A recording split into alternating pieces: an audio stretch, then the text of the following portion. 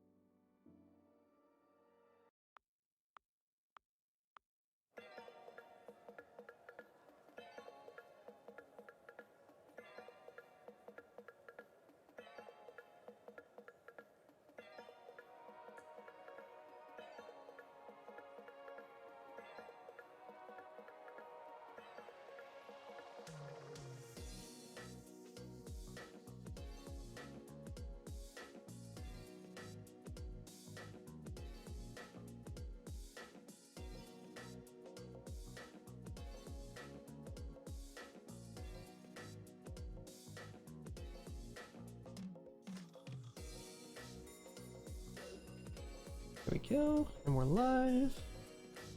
Hello, friends. Make sure that's streaming right.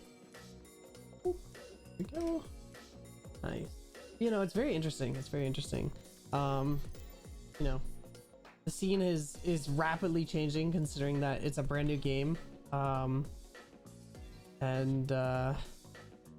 I love it. Oh no, I love watching. I love, you know, digging into the depths of it and figuring out, oh, you know, why is this team doing well? Why is this team doing poorly? That sort of thing.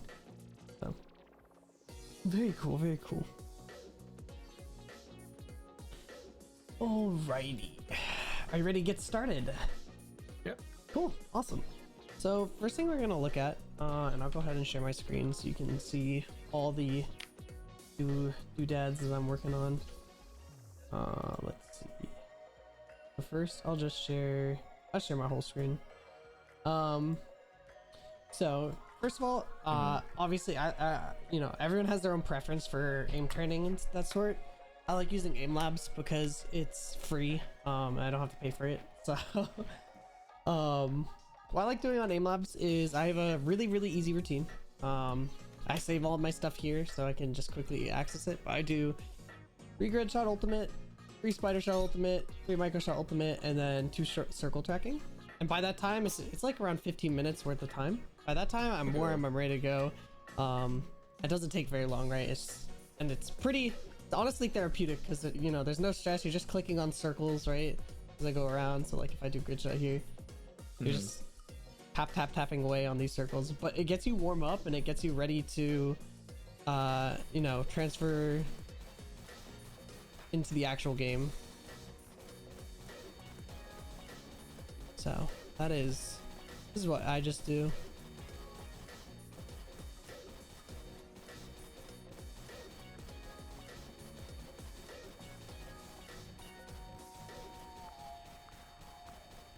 Now the reason why I only do stuff that's like static warm up for aim labs is because, you know, obviously this doesn't transfer over super one-to-one to Valorant, considering the fact that, you know, your shooting doesn't have any recoil. It's just straight. The whole idea is that this is training your aim so you can, you know, make sure that when you shoot at a target in Valorant, if you're aiming at them and hopefully the RNG is on your side and you don't have like bad first shot and accuracy, you should be able to hit your target. And this is, you know, is especially true if you're using an op or vandal or something like that. So that's what I like doing. So we'll go ahead and close that. Whoop. I'll open Valorant here. I don't think I've you added yet, do I? Yeah, hold up.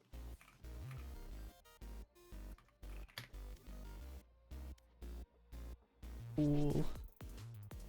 Whoop. Nice. There we go. Awesome. Oh, and the Cypher player card. Respect. I get my immortal friend on my friends list. Wow. Let's go. Alrighty, let's see. I'm assuming you're West Coast, right? Yeah. Okay, we'll do Texas then. I mean, it doesn't matter. This is just a custom lobby. All right. So the first things we're gonna go over really quick are some very basics on you know, just the game in general. So how movements works, you know, aim, or like not so much aim, but like clearing corners specific way, all that stuff. So here we're gonna do some of that, and then we're gonna leave this map, go to the range, like the practice range, look at some of the stuff when it comes to like the free tools in Valorant, like bots and whatnot, and how to use those. And then we'll get back into the game and discuss Cypher tech. Alrighty, so let me go ahead and do this. Nice. Awesome sauce. Okay. So how much do you know about counter strafing in Valorant? I mean, Okay, so I used to play a lot of CS:GO. Okay, perfect. That's great. So at the very least, I kind of have it down for the most part. It didn't. I won't say that it transferred very well for me in terms of like CS2 Valorant, in my opinion, for me at least. So I'm kind of having to start on a new clean slate. Okay, I got you. I mean, that's good reference to have. Another thing that we're gonna go over really quick is just because it popped into my mind, might as well look at it. General settings, just overall. Valorant has a lot of settings in the game that are defaultly set to something that shouldn't be on. Let's just say that. Okay. So let's go ahead, and if you see my screen that I've shared, we'll start from the top of general settings and work our way down. So obviously text language preference, whatever, you can play Japanese, Chinese, you know, whatever you want to the audio to be mainly, I guess. Enemy highlight color is another preference thing. Have you messed around with this at all? I prefer yellow. Perfect. I've been going yellow for a while, so. Gotcha. That's what I use. I mean, it makes a difference if your eyes, you know, catch that yellow color easier. So that's why I use. Sensitivity, obviously, these are all preference things. Invert mouse, you always want off because that's inverting your X and Y. You don't want that. Yeah. Beta raw input buffer. I have this on. This is something that you might not notice a super big effect by. And like if you've been playing fine without it, then you don't have to turn it on. But this is something that it tries to make the ratio from your mouse movement 1-to-1 to the game. So, you know, if you have enhanced point of precision on, which is mouse acceleration for your PC on, I think that turns it off for Valorant. So if you aren't sure if that setting's on or off, I just have it on. It helps. Alrighty, getting into the map settings, rotate versus fix is big preference thing, but the biggest thing you want to do here is keep player centered off. You'll make sure that it's not keep player centered. Now that what that'll do is that'll make it so you can see the entire map on the top left rather than just a quarter of the map. So here, Okay, alternatively, I feel like I might as well just show you what my things are too, just so you have a point of reference. Yeah, perfect. Yeah, these might be things that you already done. I'm just going over. Alright, let's see. Rotate, keep person on. Okay, that's good. Yeah, I keep everything off for the most part because I mean that's smart. So you've already done most of the things that I would hope you've done. Do you have bodies on or off, or? I keep it off. Okay, good. That's what we want. Go ahead and pull up on screen. Cool. Yeah, that's what we want. We want that off. So let me see. Yep, all those defaults, nice. You have show tracers off? I have it off solely because like I think with it on kind of it gets a little less distracting for me at least. Okay, I gotcha. Now the only reason why I ask is because it can give you severe advantage when fighting people. Because I don't hold. Let me see. Okay, never mind. It doesn't turn. Do you have it on or off right now? To double check. I have it. Here, this is on. Okay. So one thing that the biggest concern is having it so that you know you can see my tracers, because I haven't messed around with that setting so when I think this setting is only for like in first person. Okay, perfect. So like for me, it doesn't, like my shots don't show up on my screen. Nice. Okay, that's good. Awesome. Okay, then yeah, everything else is, you know, preference. We don't have to worry about that. Controls, all this stuff is preference. The one thing I will say is having where is it, this button, open map to hold. So if you go to controls and then go to interface, so it's defaulted on caps lock. I don't like caps lock because it's close to shift key, and I don't know if you've ever done this before, but if you fat finger shift and caps lock at the same time while shooting, it'll actually take you all, like it'll stop you from shooting. Really? Yeah, so I moved that because I don't like that happening, because it used to happen a lot to me. Oh, I see. Yeah. So I moved it to 5 because it's just easier to reach. It's like right along the number keys, but far enough away that I don't have to worry about maybe pulling out the bomb or something in mid-fight. But the reason why this is good to use is because pings in Valorant are extremely good, right? If you're able to ping certain locations, so let's say somebody's sitting in this corner, right? You can just spray at that ping and potentially get a free kill. And this is especially good for wallbang angles, pre-fire angles, So maybe, you know, somebody's in the market and you'd been like jump peeking or something, you see them, ping where they are, and then, you know, pull your gun and try to swing that ping.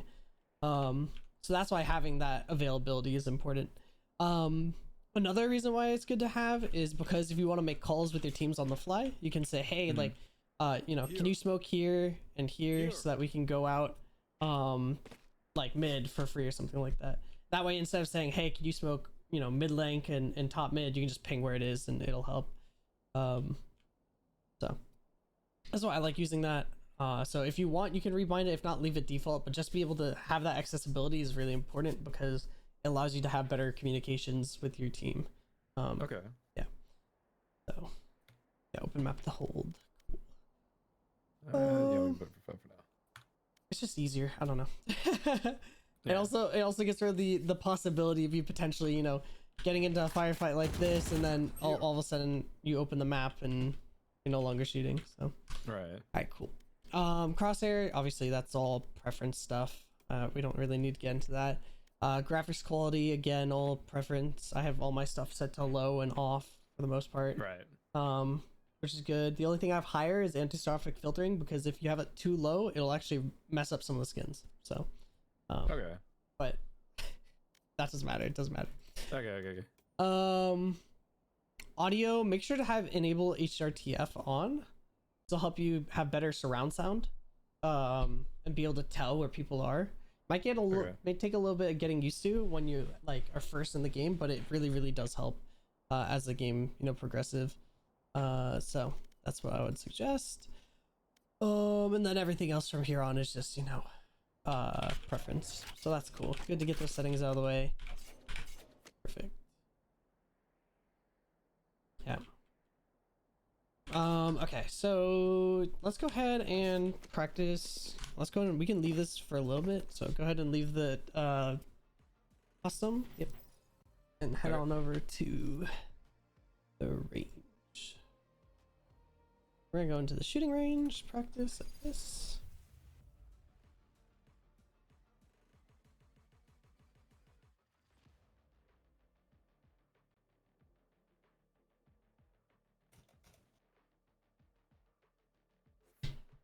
All right. The biggest thing here is all I'm gonna be doing for the most part is watching your aim and how you interact with like counter strafing and stuff. I'll give you a little exercise to do on work from there. So go ahead and hit F3 on your keyboard. Open up this. I just want to make sure this will set up properly. Nice. Okay, cool. And close that. Just go ahead and buy a Vandal or a Phantom, whichever you prefer, and then click practice. Nice. And now what we're going to do is we're going to come over the wall over here. And what I want you to do is find one target. So let's say one of these bots, like the one I'm looking at right here. Okay. I want you to just like circle it, keep your crosshair on its head, and then whenever you feel like counter strafe and take it out. Oh, so just like track it? Yeah, just track it, and then whenever you feel like it, you know, counter strafe and go for the headshot.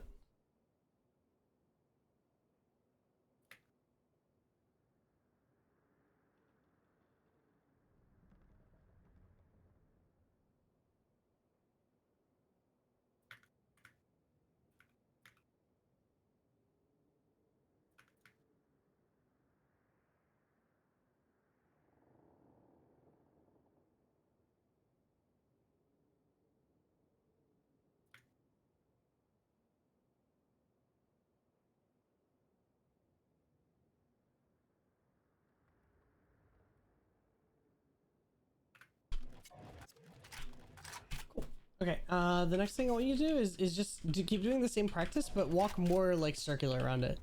Walk more circular? Yeah, so like more around it, as if it's like the center of a circle and you're trying to go around. Yeah. Oh, okay. Yeah. You don't have to get super close to it, but just make sure you just like wrap it. I want to see that. Let's see.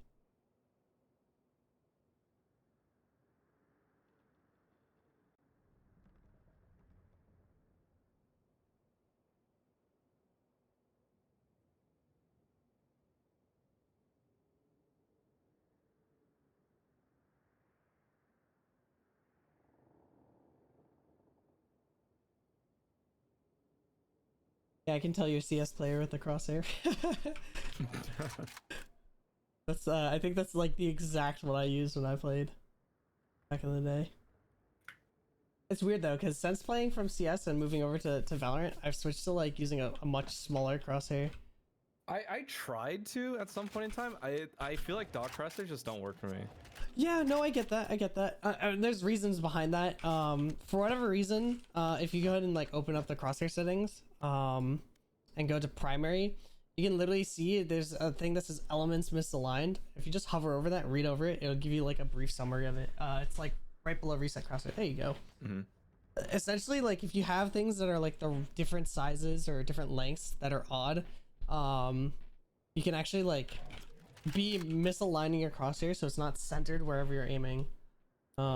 Yeah, so that's why they say like if you read it, it says be sure to use all even or all odd for different like elements, because otherwise it can misalign it,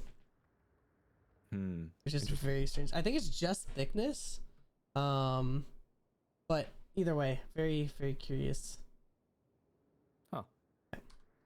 I've never had issues with that before, though. Not gonna lie. I've never. I only noticed it when I was doing stuff with like I would have a crosshair with like a thickness of 2 and a dot that was like 1 or something like that, or 3, and it would get really weird. And then this was only like recently that they added this. I was like, huh, that's really interesting. So, very cool, very cool, awesome. Okay, so I can see you get the gist of it down. We're gonna go ahead and go back to the custom game. Okay. And we're just going to practice what's called dancing. It's essentially, you know, just counter strafing and fighting. And hop right in.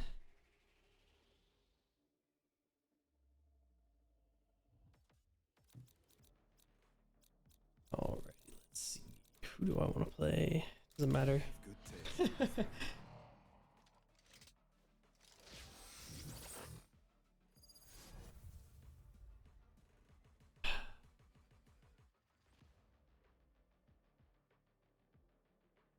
That player card is so awesome. Fantastic.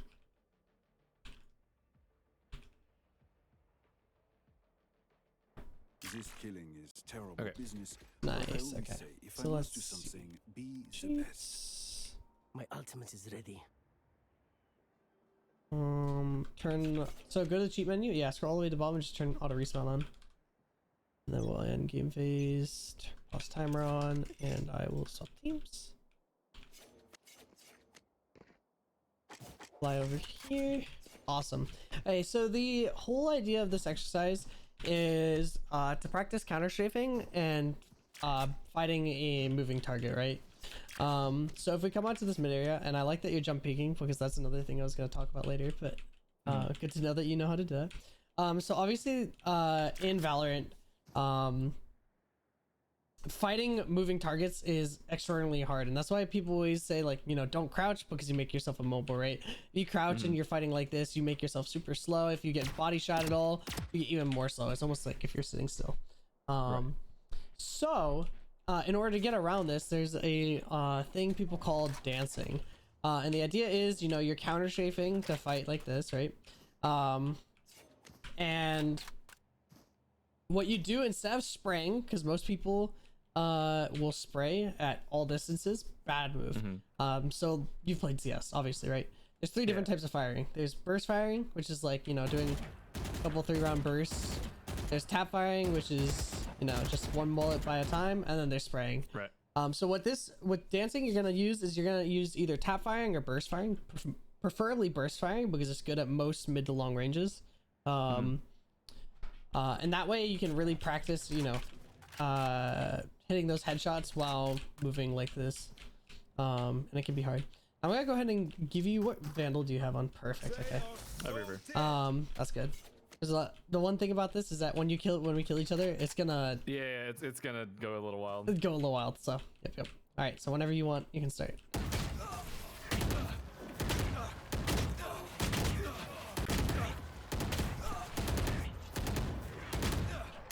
So the biggest thing is to focus on those headshots, right? Because the sooner that you hit that headshot, the easier it is for the round to end, or you to get that fight, that kill.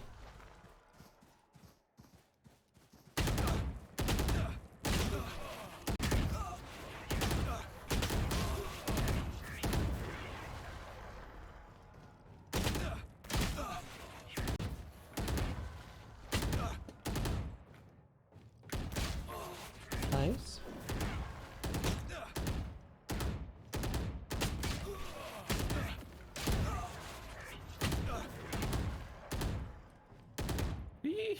All good, all good.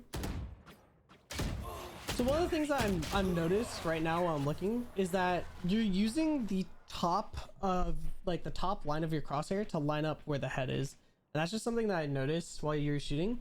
That while I was walking around, it would line up. So I think we might need to practice either using a smaller crosshair for the time being, just to make sure that we have that lined up on the head. If you want, I can send you the one I have right now. Because yeah, let me go ahead and send this to you. Ooh, that's the wrong thing. Where is it? Discord. There we go. Just copy paste that into where it says import crosshair profile. Nice. Oh my god, so many people have been. I'm so sorry, guys. I haven't been reading chat. Okay, today is fucking wild. All this queen shit. YTL is crazy. True. Oh shit, this is why I missed 99% of my shots. Uh-oh. How's it going, Sen? Welcome. Ripley, hello. How are you? I'm doing well. And you're doing this for free? Stolen, I am doing this for free. It betters the community. It betters everyone's experience. And it's enjoyable to do, so. There we go. Awesome. Okay. So let's just practice with that for now. So what am I looking for here necessarily? Like, as far as what? Like when you mentioned that it's like in line. How do you mean? So one of the things what I was noticing when I was walking around with your crosshair is because of how big the gap you were using. So let me go ahead and throw in a crosshair. Yeah, this is fine. This is big. So when I was walking at the higher elevation, right? The idea of having the crosshair is to have it on the head level, right? So when I was walking around, I noticed that you would be, when you're burst firing, you'd be dragging down and then your crosshair would end up here and you'd be using, see how the top line is lined up with the head on your body? You'd be using that to aim for the head rather than the actual center of the crosshair. Okay. So you'd be hitting like potentially body shots rather than headshots. Whereas, so obviously it's because if we're at a different elevation, if I did the same thing here, right? Where I'm using that top bar, I'm shooting your body rather than your head. So that's just one of the things I noticed. So using a smaller crosshair, the only reason why that we're going to do this for now, I mean, obviously you can go back to whatever you want later on. But it just makes it so that you know that you're on the head or not, right? Because this crosshair is so small that you don't, if you aren't on that target where you mean to be aiming, you'll know, you'll be able to see and be able to readjust. Okay, I see. Yeah. So, and you can mess around with the crosshair as well if you want. You can turn outlines on and stuff. Do whatever you want to make it easier to see. Change the color, whatever. For now, this will hopefully help. Yeah, and also change elevation. I'll go down. Whoa.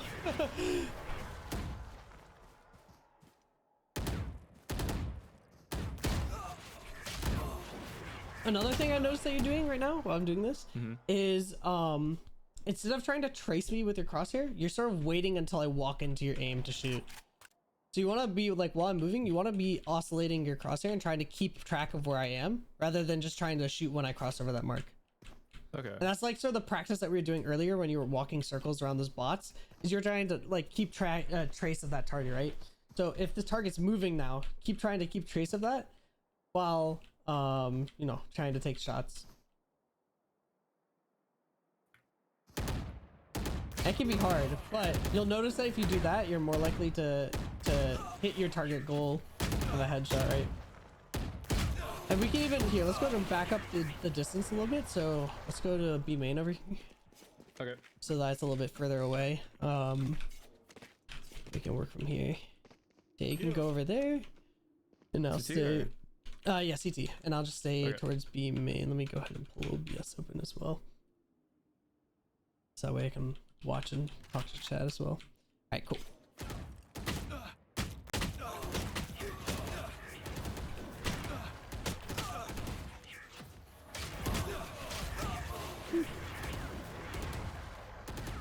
Oh, what guardian skin do you have? Perfect. That's fine. Yeah. It'll keep the lag down, and also it'll help make sure that you hit the headshot. Because one of the things I think by spraying, with the burst fire, you're pulling too far down, right? So you keep spraying the body rather than the head. So we're just gonna practice on like tapping for now. Yeah, that's not quite my thing, that's for sure. That's fine. It's all about practice, right? Nice.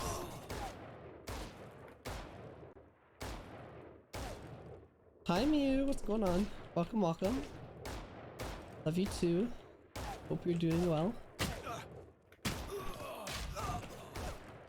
Here, let me go and reset the round as well so we can get rid of all the bodies that are causing it to lag. Yeah. Please do not mistake my we smile. go. I take this all very seriously. We can go back to the main. Shoop. Who will I spot first?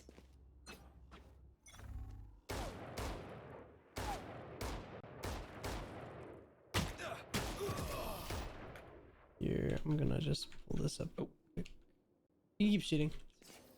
Okay. Oh.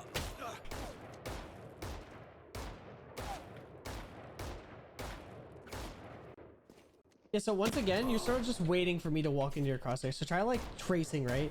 So if I'm standing here and I start walking to the to my right, so your left, try just following that.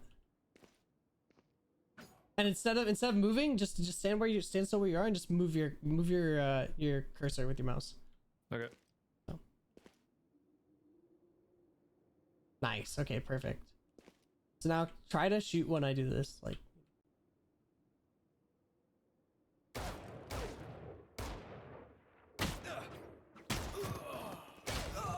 Nice. Nice.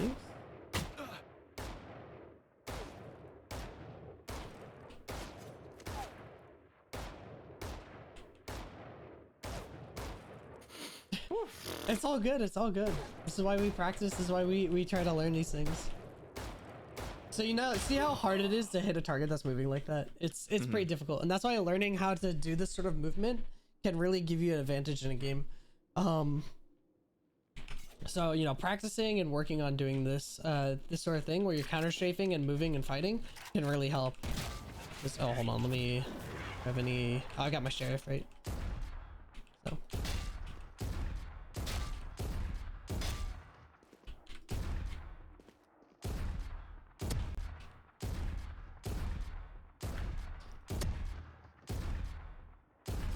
See how hard it can make it? So that's why you want to practice doing that sort of movement and like, you know, learning how to do it better. Because when you can counter strike like that, and you know, obviously every time you oscillate like this, you have a moment of time where you can shoot. If you keep doing that.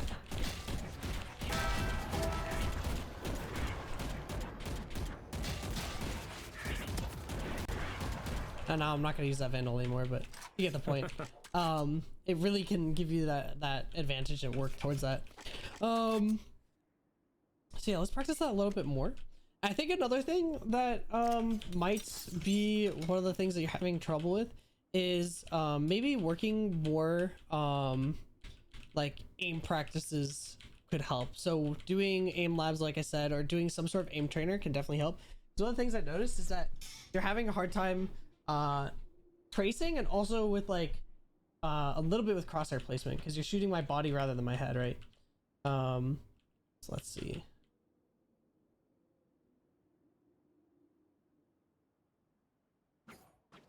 You shoot whenever.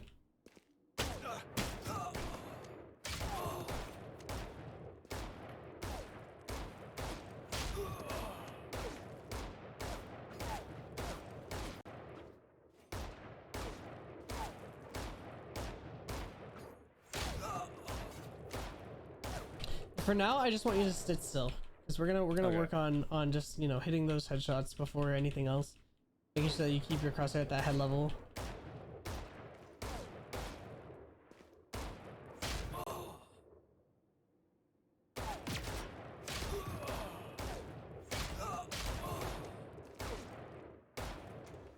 I'm gonna check something real quick. But anyway, I think we're fine.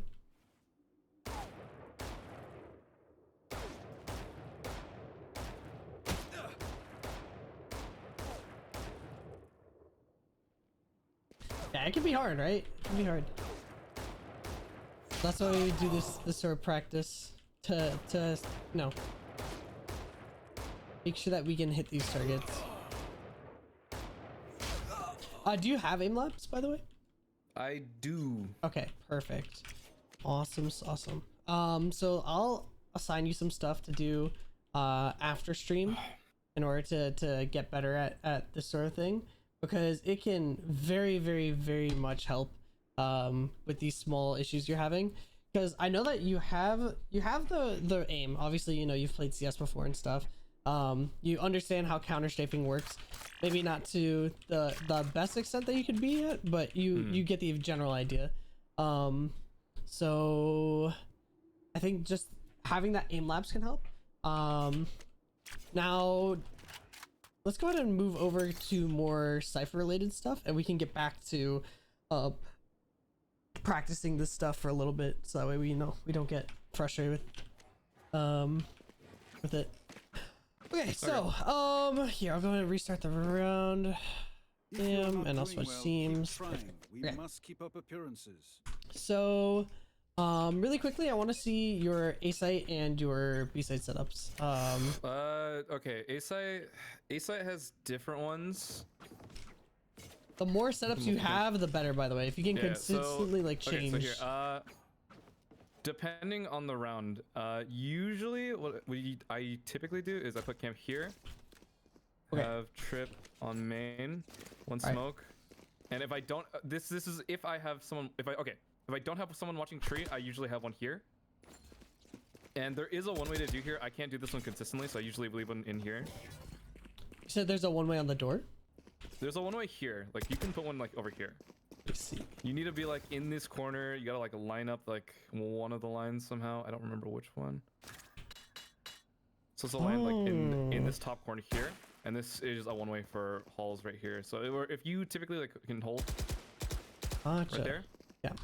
then that should be able to block that. Okay, here, I let just me don't go ahead remember and which. switch 30 to seconds Cypher left. as well. There we go. Wonderful. Yep. It's great to see how frightened they are.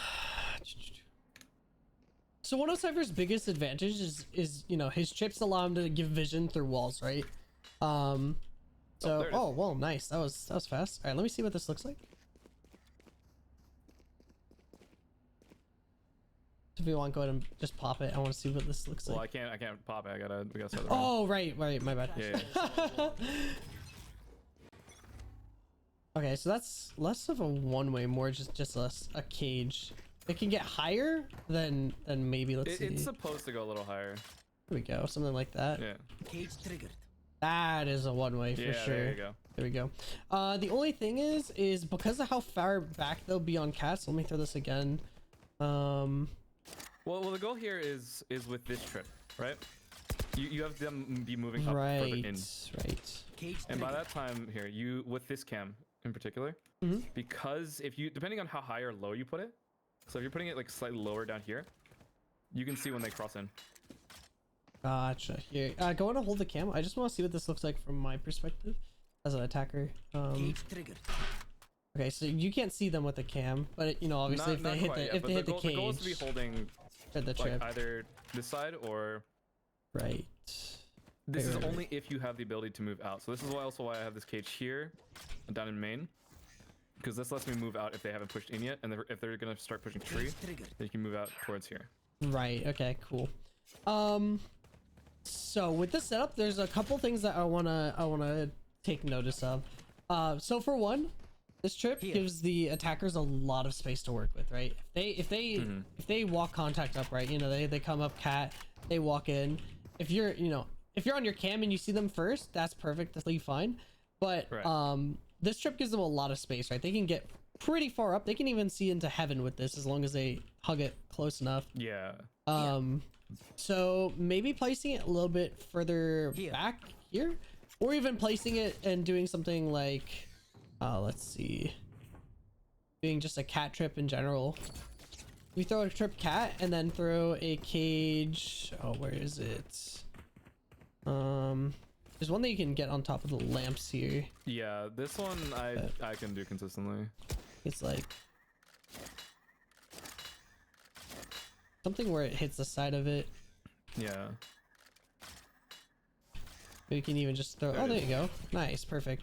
Yeah, if you can throw a trip on cat and do a cage like that, even if it's not a cage that you can do consistently, it just gives you a lot more options because you'll know if they're on cat at all, right? Because if they get into tree and they break this, you know, if it's this far up, they see the trip, right? If they are this far up, maybe it's 2, maybe it's 3 people. If they're able to break this, they can just instantly start bursting through tree, you know, make their way into heaven. Right. They can start making their way up door. And by that point, if you don't have another player here, which hopefully you would, it could be really bad for you. Now, in general, Cypher isn't the best for playing A site, right? He's got, I mean, actually, no, he is good for playing A site, but he's he's better for playing on site as a hard holding down sentinel.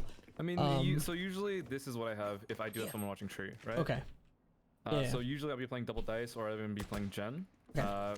If typically what happens if they don't have something like a skydog, fade, or raise and they can't break trips, usually that main trip works out. But though there are occasions where if someone isn't like usually I peek out sometimes if I don't have someone who can check, because what happens is people can actually shoot it out if they slow walk it all the way up here. But usually by then if I'm on cam I probably tag before they can even do that. Okay, gotcha. Yeah. How often do you use this like a foot trip like that? Depends. Okay. I usually do it if they have someone like a jet who likes to dash in. Okay. That's good. But typically I don't, solely because of Boombot and Dog. Gotcha. Alrighty. So here, this is also a really, really strong setup. If I can show you this right here. So placing a trip like that, and then placing one towards, where is it? This one that you can place like that. So placing trips like this, if you have your cam, you know, set up here where you have it right now, this is obviously a very situational strat. But if you're trying to play retake on A site, maybe you have good ults to play, this is a really good strat. So you can buy an Odin if you have the credits for it and sit in heaven, right? If they hit either of those trips walking up, you can kill both the player going towards gen and the player going towards switch. It's great for stall because usually when people come into A site, for one, they instantly smoke door, right? And so this is like the average path, right? They just go like this and they run straight for the door and, you know, close the door. So if you have these strips, A, they won't be able to get to the door if they hit the strip. They might be able to close it, but it should rubber band them back in the spot. But B, that brief moment when you have vision of them gives you just enough time to, you know, spam through and get kills with it. So that's one thing to take note of. Another thing to take note of is you can get one ways on top of here and here. I'm not sure if you've done that before. This one I can't do consistently. I've tried to in the past. I just cannot for the life of me. Gotcha. I'm not entirely sure the lineup for it. Yeah, something like that, like you're doing. Like above here. Hold up.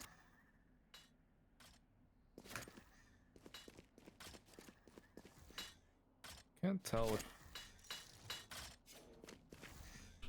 I don't, because there is like a line you can put here or something like that. Gotcha. Let me see. Let's see if I can get this. Once all the cages go away. Something like close. There you go. Oh, there it is. So as a lineup, if you want to be able to do this every single time, let me just make sure this is right. Okay. So you know how you can use lineups from the bottom HUD of your screen? Okay. So the inner line, you see how there's like the little white dots around, and I'll go ahead and just move my mouse. You see how there's like these little tiny white dots by the edge of the utility usage bar. So let's say by the cage in this instance, there's like the little white dot. There's this like tinted, here, let me see, this tinted area right there. See how there's like this little dent? If you aim that white dot at that dent and then line it up with your crosshair, it'll land every single time there. Right. Okay. Okay. I'm seeing it now. So let me see. Cage triggered. Now, Cage obviously, triggered. this is a great cage if you're playing on site, something like this, right? Because this gives you a one-way perfectly for if you're playing on gen. But once that goes away, there you go, perfect. And now you have a way to just instantly be like, okay, now I can get this every time. Learning lineups and stuff like that can really absolutely help, obviously, because if you can get a trip that's inconsistent to be consistent and throw these things like every single time. Let me see where. Right. Hit this one. Now the question is, like, when you're playing the, or rather, if you want to trip on, or not a trip, but cage on this side, what angle would you be playing at that point in time? So if you're caging something like this, chances are you'd be playing tree like this, so you can see them walking in from an angle where like you can see them from that side, or maybe even gen, right? Because if you're playing, because my first thought here was gen. yeah, so if you're playing gen, you see.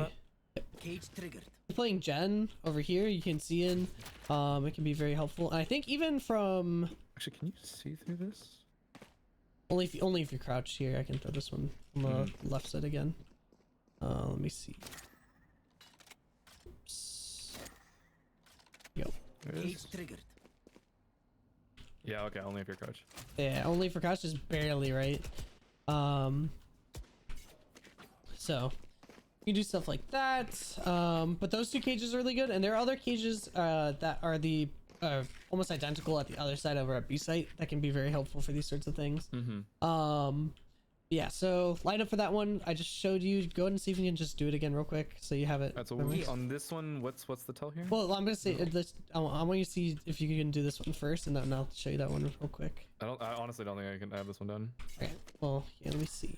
This one. So here, watch. You see how there's these dots right here? Here. You're gonna line up the two white dots on the utility bar by the camera and by the cage, on the like braille looking lines here. By the camera and the cage. Two. Do you see how like we did the almost? It's gonna be like just barely above the lines, like right here. Here.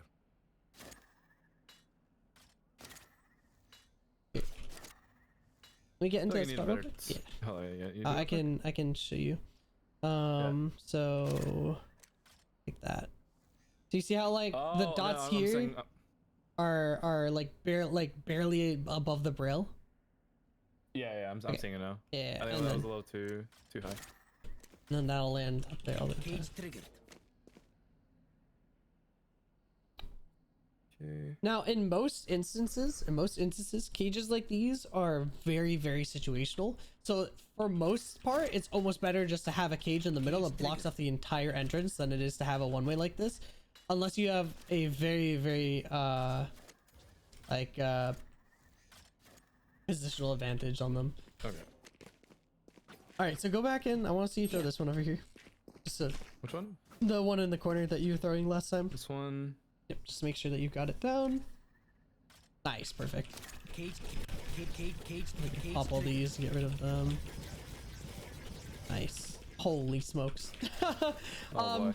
So yeah, like I said, those cages are pretty situational based, and for the most part, because of how they're angled, it almost gives away where you're playing, right? So sometimes, or for the most part, having just a normal cage in the center can be infinitely better, because A, you'll be able to tell when they're coming up and like trying to come out, but B, it gives you a lot easier usage of your trips that you have here. Right. Stuff like that.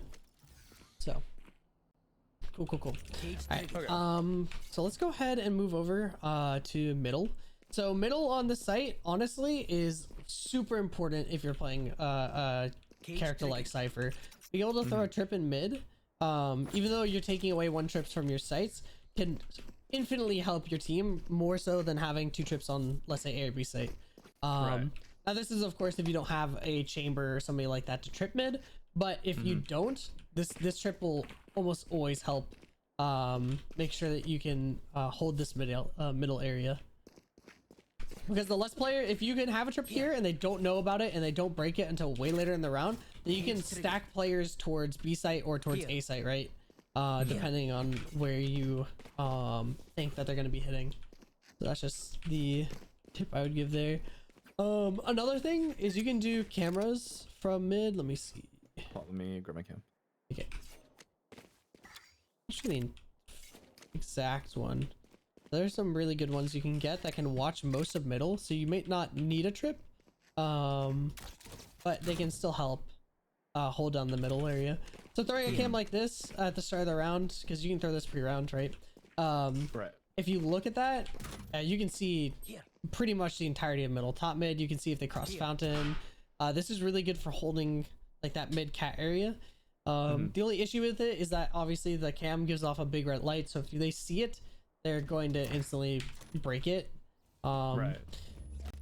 So there's that. Another thing about playing Cypher, and I'm sure you already know this, but making sure that you have multiple setups that you can change pretty much every round is almost imperative playing the character, because once you place a trip one time in a single spot, they're going to try to break it every single time you play it. So if you place a trip here mid, and they break it, maybe next time place a trip that's like either lower to the ground so they can't just spray for it, or at a more I don't know, random angle that they might not expect. Something like that where it's going across rather than up and down. And that's just, you know, aiming at the door and waiting for it to line up. The only issue of a trip like this though is that they can jump it. So if you do something like this, you're sort of gambling on playing mid. I'm sure you know the trick for placing it where they can't jump over and they can't crawl under, right? Yeah. Okay, cool. So a trip like this is almost perfect, because you know if they're coming up the stairs, they can't crawl under, they can't jump over, and that way you can have that advantage. Anyhow, moving on to B-side cages. So gosh, let's see if I remember this. That's gonna be a little bit to the left. Hold on, let's see. Oh boy, it's been forever since I've done this. Lower. There we go. So you can throw cages for the left side and the right side from this one spot. So for the left side, or for the right side, you're just gonna aim at the island that's in the distance over there. And you're gonna place it somewhere, let me see, like somewhere around there. So you see how there's like that little lip? You're gonna just aim right underneath that lip. It'll always land right there on that spot. Okay. So like, got the lip, just go straight down from the lip on the building. Yeah. Awesome. So go ahead and try that. Cage triggered. Down. There you go. Perfect. Okay. Nice. All right, and then the left side is a little bit different. Gosh, is it the cloud? No, hold on. It's just this. Let me see. Nope, that's too high. Way too high. Generally speaking, the right side is all you need. But what you do here is you'd line up your HUD so that it touches the tip of this, like the ground over here, and then you aim your crosshair at the little tiny gap between the wall of the building and this little like dome thing. I see. Okay. Yep. Not necessarily at the gap, but more so to the right. As you can see, it's bouncing there. Maybe I'm just not doing it right, but there we go. Cage trigger. Okay. So gap. Now the one on the left is not as useful. As you can see, it doesn't cover a lot. Does not cover as much as the one on the right does. So almost always the one on the right is going to be the go-to for that sort of thing. There you go. Nice, nice, yeah. As you can see, it's not super useful. I think the most use you get out of it is if you're playing an angle here, like on stairs. So go ahead and pop this cage. It'll give you like a sliver of room. So if you're opping or something like that, you'd be able to hit them. So it's not super useful, but you know, now you know. Cage triggered. What else? What else can we look at? Camera placement. So go and show me where you place your cam on this site. This one depends. So if I'm holding, typically you can drop one there. Yeah, that one's really good. Yeah. Perfect. So this one gives me inside of lane if anyone moves up on the stairs. And it's also incredibly hard to break. If I'm This one's more so an attack cam more than anything. I don't really use this one too often. I think I only use it on retake every so often. Which him? So you can this one if we're pushing into B main and we're going loud. Oh, you the drop this window. here. Yeah, you can actually drop that pre-round on the defense as well. Can you do a pre-round? yeah. I've been Pretty sure pre-round. We can test it. 30 seconds There's left. some pre-round cams you can do that are just ridiculous. Sure you take advantage. Pretty sure you can, as long as you place it on like the windowsill. Let me see. This goes There you go. here. You can look in, Okay. So you do a little out. like on the Alright, so- on the edge there. Yep. And that Yeah. can get you some early info. Mhm. Where's the other cam I used to use? Shoot. I think there's one like this. You get on the box here, and then Yes. something like that. Yeah, I know that one. This one allows you to see inside, B main as well. As well as being able to, it's not super great, but it you can tell when people are coming out and stuff. It's at an off angle, so not many people are gonna expect it off the rip. Right. I will Order. find you. But yeah. Another one that you can do is like over here. So if you're waiting for them to come out to sight, you place a cam that's like on, lane, something like this, so you can see them coming out. And another really, really good one, if you're playing expecting them to take sight, place a cam back in like B site like this. That's a little too high. Hold on. Like, there we go. Like this is stupid good. And the idea is that you don't want to use that cam until they've like taken sight and planted bomb. But if you're expecting to not be able to hold the site, or let's say you want to play retake, throwing a cam back there and just playing your life in CT off of your trips is super good. Because if they get the bomb down right, they're not going to be expecting a camera back there. And if you have more info than they do when coming back in for the retake, you can see when you click this, you can see anyone back site. But you can also see on the box here for lane, and if you move it over, you can see even more depending on what you want to see, right? So if I want to see like stairs and throw a camera, well, not like that, but I can throw a cam further over so it's in the window here, so I Right, can see okay. stairs. So just throwing cams like that can be extremely beneficial to your team, or even something like this where you're just leaving it there and playing for the fact that they're going to take site, and once they have bomb, you can use that to retake the site. Now that's just all depending on your degree and confidence in your team to retake, as well as yourself in retaking. But there's that.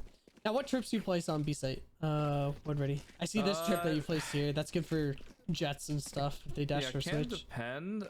Typically, if they're going straight in main like this, I have one for here. Wait. It's a little more space than I'd like to because they can move in. Yeah. I mean- Though usually if someone is watching, I would prefer, like if someone is like on stairs, for example, then typically they can watch there at the very least. But if they, let's say for example, they're going fast. So I think sometimes this gets caught by dog. I don't remember all too well. I think for the most part it will be, but I mean, at that point, I don't think it's matters too much. Yeah. I mean, you're getting info and stuff. For lane, can either have very low, in the middle, or if I am expecting to take site like that and I'm holding like boathouse instead, then typically something closer up like this. Gotcha. Okay. Not Yeah. bad, not bad. So then usually I hold from here. Nice, cool. Might I suggest trips like this? So there's one like that. Now this is a very common spot to plant bomb, right? Usually people, just drop in and run for it. So placing something like that, and then let me see. I mean, obviously these are all good. Placing them lane are perfect. But the only reason why I suggest that is, if you're playing on site, if somebody's playing a market and that trip gets hit, regardless of what gun you have, they Right. should be able to get a free kill there. Yeah. But on top of that, it makes it so it's a more of an off angle to place the trip. Now that's something that you're doing to catch them off guard. Obviously, these trips are really good because they give you stall, especially trips on lane here. Because if you can hit anyone as they walk into this little area over here, you should be able to get a free kill through this wall. So that's really good for if you're playing CT as well. Because if they get stuck, you can just shoot them through that wall. Right. Very good, very good. So here, let's go to the attack side now. Trips on the attack are pretty basic, so I'm sure you know where to set them up and stuff. This is pretty standard for the most part. Yeah, pretty standard. If anyone's going, Nice. Yeah. Another one thing I would suggest is instead of placing a mid trip like this, it's almost more beneficial to have. You always want to try to trip off because you're playing Cypher. With Chamber, you can only trip off one site, and same with Killjoy. Because you're playing Cypher, if you start as soon as the round starts, placing a trip like that, and then just walking or running all the way back to the other site and placing the trip over there is really good. Rule of thumb: wherever you want to start the round, place the opposite site first so that we can make it over. right. You see. You also if you want to give more space to the enemy, which not very suggested. You can do a trip like that. Not super good. What's the other one?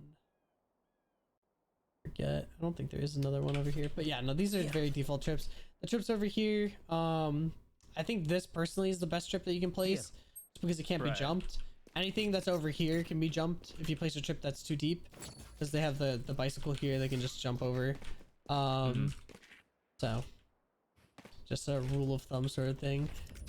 But what cams do you place on the attack? Because that's a more important thing.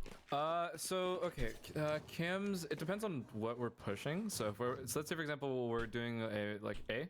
Yeah. At the very least, I have one mid. Okay. So this one usually covers if anyone's popping out and peeking tree. And then also I can't tag because you need you can tag it. You kind of need to angle it a little bit to where this faces a little closer towards mid. But usually if you can technically be able to tag people who are market or even back.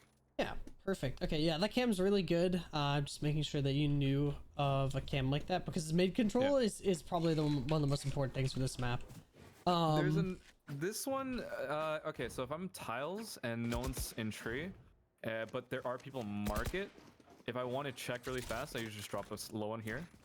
Okay. Tag real fast. That's good. That's cool. That's cool.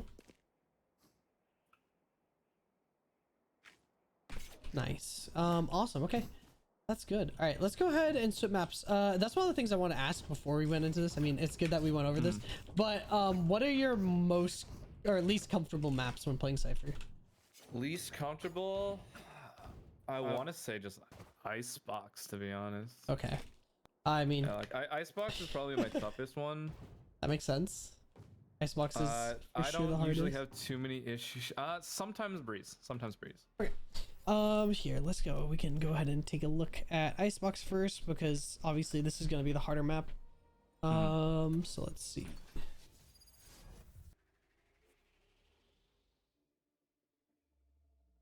Oh, cool. You can go ahead and pick Cypher. I'll just switch once we get in.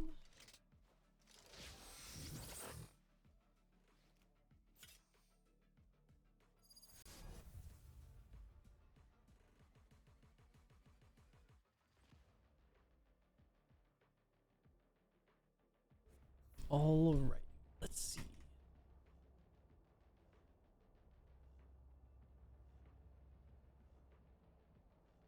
None of this "a win is a win" nonsense. We should win big and look good doing it. Let's see. Here, switch to Cypher. 30 seconds left. Nice. And that's perfect.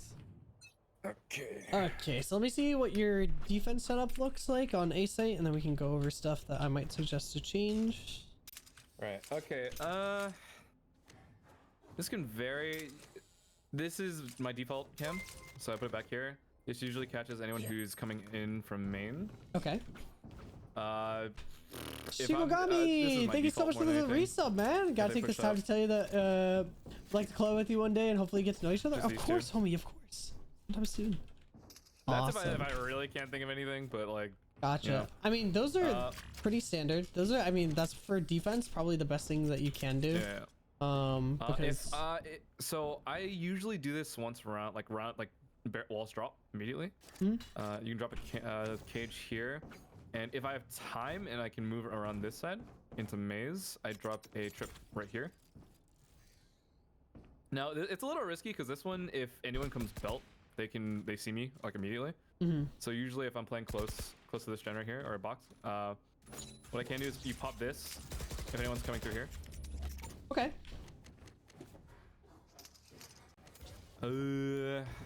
Honestly, I don't have much stuff that goes like further up, so I don't know any cages like over here or over here like that. Yeah, I These, think don't know. it really just depends on how aggressive you're trying to be. Because I mean, Cypher's Yeah. one of those sentinels that you can do a lot with. The only thing is that if you do anything, you should be doing it to support maybe a jet or something like that that has that Right. more optimability. So hold on, let me see if we can. Don't even go that far. Let's see if we can throw one on belt, but or not on belt, but like on the further side of belt. We can throw one close to there. Just overshotting it. But yeah, no, Cypher on this map is hard. Enroll, yo, what's going on? Welcome, welcome. And also, yeah, very hectic day. Indeed, a lot of stuff happened in the world. Alright, let's see. So yeah, there's that. You could also throw, depending on how fast they're scaling pipes. We're gonna trip like this or like this, depending on if they're scaling. Can be really good because Wait, can you hit that from Last net? player oh standing. shit, I fell off the map. Yeah, you can hit that from nest. You can even hit it from the Oh my headshot God, I box. didn't know you- So like if round starts and you want to trip that, just shoop, you can throw it off the start. Interesting. Okay. So that'll help if you're worried about them scaling because like pipes, because a lot of teams, you know, they'll just come up here and they'll run over. The only thing is that trips are loud as hell, so they'll probably break it. Right. So there's that. Let me see, what else can we do? I'm trying to pick my brain because obviously Cypher's a very, very off meta pick for this map, considering that how hard it is to hold. So the trips that you have here are very, very good, as you know, they do their job well. You also probably throw a trip like that if you wanted to on the start of the round, and maybe throw a more aggressive cage that's further up in order to catch people going that way. So like round starts, just throw that trip. The only problem with that, like like earlier, is that they'll hear anything you do. And then you can also do, there's some funny ones that like on the light, that's absolutely useless. You also do ground trips. So like if the round starts and you think somebody's gonna be scaling, you can just, you know, throw something like that real quick. Hope that they walk into it. Just try it. You know, the idea behind Cypher is where people most frequent, right? Right. Because you're trying to hit paths that people frequent in order to make sure that they stall, because that's all the only kit you have. In addition, it also gives you the advantage because if you do happen to get them to stalled, you can shoot them through your cage and stuff. So there's that. Let me see if I can find any other cool cams, because that cam's good, but I'm pretty sure It gets shot up like almost immediately if people are. pretty sure you can cautious do, enough. if you're fast enough, you can do a cam like this where you can get up here. Where is it? I'm trying to get up on this. Do a cam like that. And that gives you a lot of map control. But once again, Right. they're gonna see it over at belt. They're gonna hear it when you place it. And it's gonna be hard to hold. So let me see. I'm pretty sure if you get to, oops, this spot over here, I cannot jump for the life of me right now. Hold on. Oop, there we go. If you get up here, I'm pretty sure you can do it like around the corner here. do it on the, not gonna wrap the edge. It's not gonna wrap the edge. Okay, that's fine. But you can throw it like that, and that'll give you entire A site control. I think you can do that when as soon as the round starts. Just have to worry about people from actually I don't even think they can shoot it from here. They just hear it, but they won't know where it is. So that's a good cam right there. You can do that one off the start of the round. That gives you the entire map control. You basically have an eye in the sky with that. But like we both said, it gives a lot of audio, so you'd have to listen and figure out where they'd probably be able to hear it and shoot it out. Oops, let's see. Cool.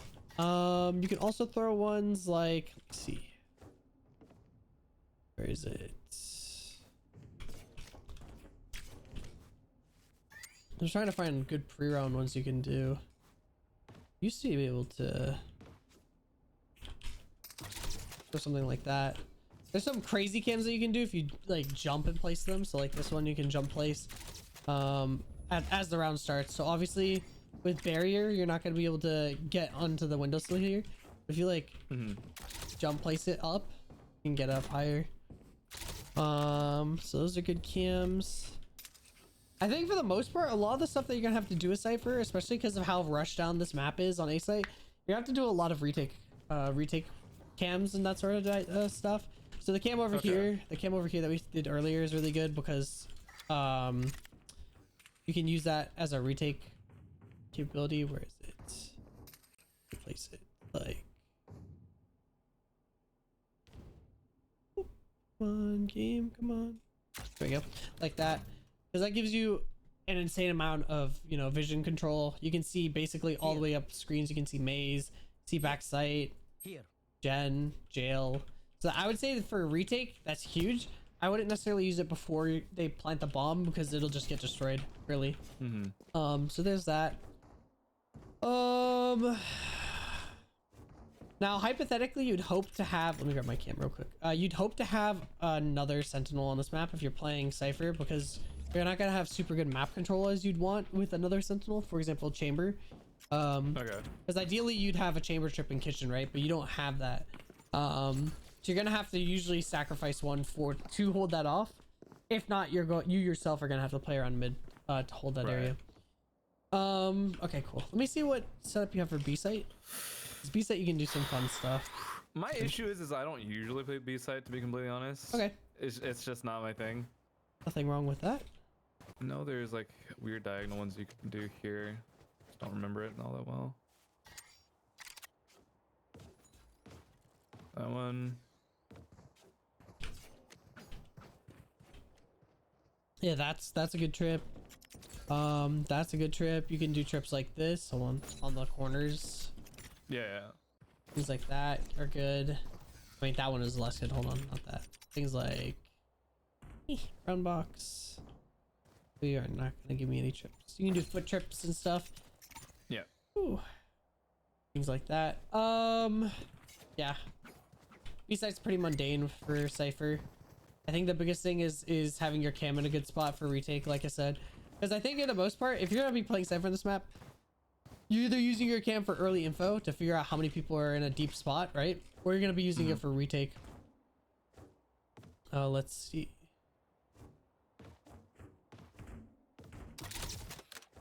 So doesn't see as much as I would like, but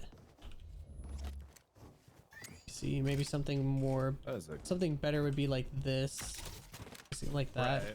Yeah, that 'Cause one's you can usually see a lot with that. But once again, yeah, use that either for information or for retake, because that gives you a lot of retake potential. Cool. What about attack? Let's see. I want to see your attacks up on this map. Because I think this is where Cypher struggles the most for this map, is being able to have consistent. It's rough, just because there's just not a lot of opportunity to really be putting in like crazy spots or anything like Yeah. that. If I'm not thinking.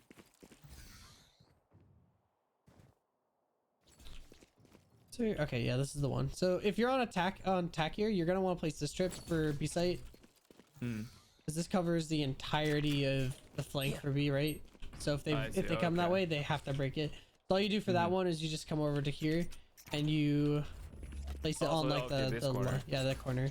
Just like that. I see. Yeah, perfect. So that one's good for that flank. And then personally, it just depends on where you go. Personally, I would pretty much always trip mid. Because that'll give you the most benefit to work with, to hold for that like mid flank. So B in mid. If you're going A, do B in mid. So like one here and then one here. If you're going B, that's where it gets a little more spicy, right? I guess technically this B trip this B trip doesn't work because I can just jump it here. So technically the best thing to do is once again trip mid, to hold for that push, right, in case they do push up. And then caging for A is it's just impossible. You'd have to play something more reactive than proactive. So I guess, wow. Yeah, if you're going B, it's just kind of good luck, I guess. I guess you just have to double trip flank like this, because that'd be actually impossible to work around. Right. Because even if you'd have to place it deep too, because if it's on the corner here, you can jump around the corner. So it's tough. that's tough. That's tough. But your cam is cool on defense or on attack. Excuse me. You can throw some really cool cams. Like if you get up in this corner. And where is it? Yeah, I know there's one that's like weirdly high that gives you vision on like mid. You have to. Not that one. Well, that gets really high, and that's what I'm looking for right now.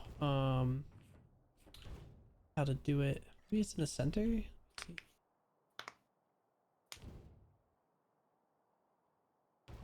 The issue is that it's a curved surface, so something like that. Yeah, there you go. Yeah. That gets you all the vision you need. I can still do this one. There you go. Kind of. Let's see.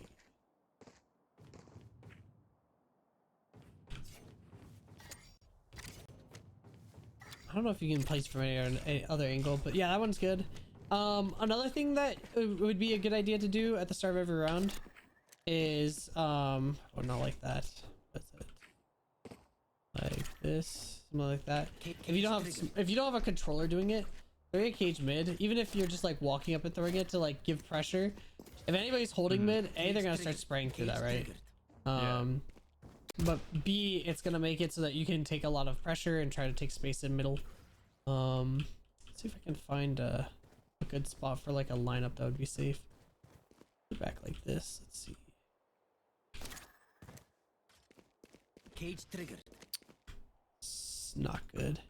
Idea is you wanted to cover the entire middle, right? Yeah. You don't want any gaps. So I guess you could run up and throw something like that and get across. Can we maybe do this? That? Yeah. Pretty If you run up perfect. along the line here. Gotcha. Yeah. Oh, So that covers also bottom. perfect. Okay, as long as you know it. Awesome. That's all the really tips that I could give for Cypher on this map. Like I said, he's a really hard character to play on this map. So Yeah. tripping tube is a good idea. Even if you're worried about them taking a lot of mid space and they just keep consistently doing it, you can even place like a vertical trip like that to hold the under tube. Let me see. Swap teams. Oh, that's interesting. I've never actually done the vertical one before. You have to make sure that's like dead center, because if it's not, they can just walk around it, right? Oh, they can still walk around it. Yeah, so Yeah, that's what I was thinking. it's very specific. I think something like that where you just go across would probably be best from the wall. Right. Okay. Or even just straight across mid is really good, because that'll stop the mid push in general. Careful now. Okay. That's it. I was knowing. All right, let's go to Breeze. Breeze is a fun Cypher map. Because you still have a lot of map control as compared to Icebox, where it's harder. Right.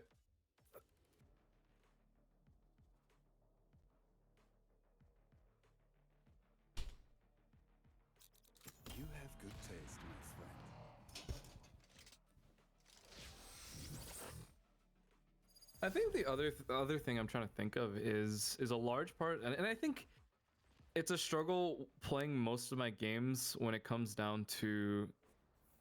Actually, there's a lot of like too many specific instances, I guess. So I can't really ask a general question if that makes sense. So I'm trying to think of a better way to word that. Okay, this is good. Oh, what was the question? I'm sorry. To try out. Well, that's the problem. There is no specific question yet. I'm trying to think of a way to word it. Okay, Yeah, okay. so bad. When you have the right way to word it, let me know. 30 seconds Can you left. explain it? Good work, friends. Keep using my vision to your advantage. Not necessarily, because it's too specific to just being like, oh, why am I always the last alive, for example? Like, why? Like, what can I do if I'm like down to both my duelists are dead, yada yada. There's too many specific instances that have very specific answers to those. You know? What I Okay, mean? so yeah, no, but I can answer any of those specific things. So if you want, so for example, let's say, why am I the last one alive? So pause the timer here. So first of all, for that one, it's a mixture of, you have to take into consideration what's happening across the map, right? So if there's a lot of pressure going on towards B site and absolutely no pressure on A, because you're playing Cypher, and you can, and this is why Cypher is such a strong sentinel, you can leave your setup, right? So if they're having like, if they're getting like pummeled at A site, right? And you got a cam like this, or I'm sorry, pummeled at B site, you've got a cam like this, just literally leave your setup and just go help the team. Yeah. Right. Other things, duelists and initiators generally like to take fights. So communicating with your team, if it's a consistent problem you've noticed, and saying like, hey, this keeps happening, we need to stop, you know, pushing, or we need to stop rushing. Communicate with your team. That's the biggest thing. Having open line of communication, say, hey, can we just like play more passive and stuff, can really help. One of the issues with this though is that obviously the lower the elo, the more egotistical people are, and the less people want to listen. So especially when it's things like don't push, you're bad, you know, as that's just putting it bluntly. Obviously you want to do that, but Right. it can get difficult. So there's that. So yeah, that cam that you placed over there, that's a really good cam. The only issue is that it is easily to break. It gets shot out like almost immediately is the problem. So for the most part, it does clear, and I think it does give a very good idea of whether or not they're gonna hard push A.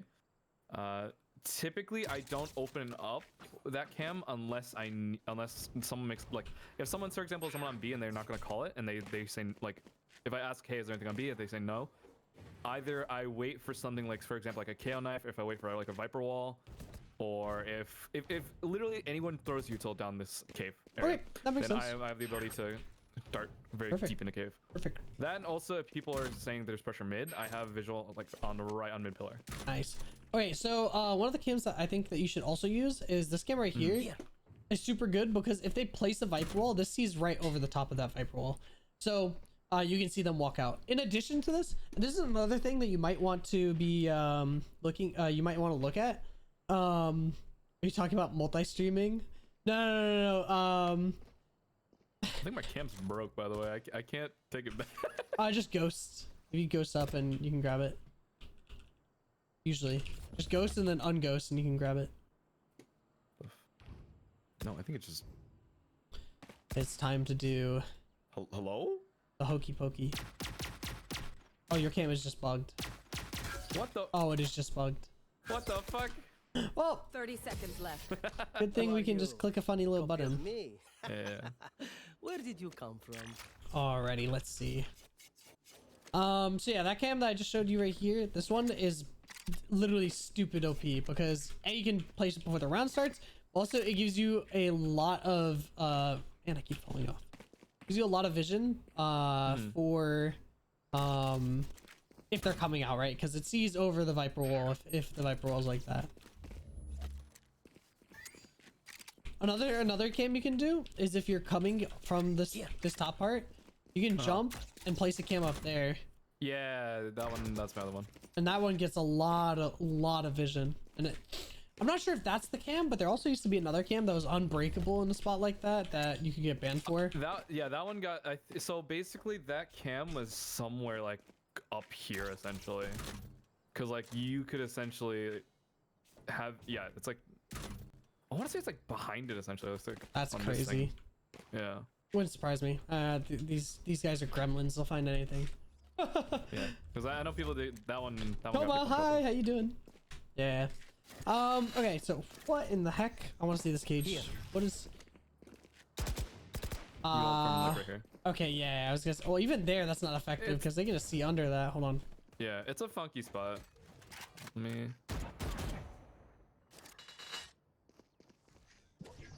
Yeah, that doesn't cover at all. I wouldn't. That's a waste of a cage. That's with the okay, so that's with the idea that people are pushed up like further up. Yeah, further up, of course. Let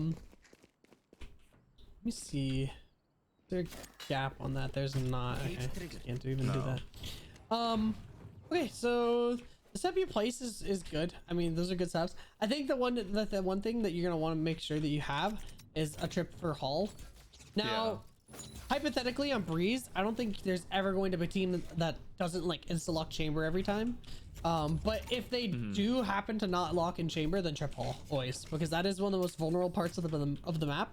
Even if you have to, even if you like, let's say, okay, round starts, you come over here, you know, you place your whole camp setup and do whatever trip you want on the actual site.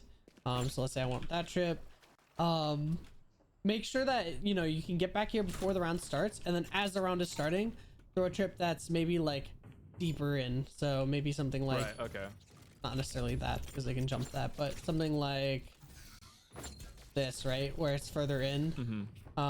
Just because, oh man, not even that. That's not even a good one. You just want something that doesn't let them get the switch. That's the most important thing. So maybe even running up and throwing something like that would be good. Something that's further up here. But even this is jumpable. That's even jumpable. Okay, never mind. Don't trip halls. Just trip back here. Yeah, if because you have the to. thing being is like even being able to hit this point is already hard enough. Because if I actually can I do this one from like this angle, maybe. Kind. Well, the thing is they can just jump this, right? Well, not even the fact that they jump this. It's just even having to like show up and to even peek this to trip it is already scary enough. It's like, say for example, like chamber is like trying to push up halls. That's what probably deters me from going this far in, I guess. Yeah, no, for sure, absolutely. Yeah, so I guess just throwing something like this pre-round is good then. Just making sure it's not jumpable. I think my issue is, and this happened on stream actually, I had a Reyna who was pushing up halls constantly, but she managed to, like, I don't know how she jumped this one. And I don't know if I was putting it too low, if I was putting it like, for example, on this, which I think she probably could have, but like I was putting it like right here, and this is why I'm like, can she jump that one? So yes, you can. So rule of thumb, when you play cipher trips, so go inside of this. You see how it's lining up with your like middle of your face? That's too low. That's too low? Yep. You want it to be like at the like right here. So that way it's at like the top of your head. Real? Okay.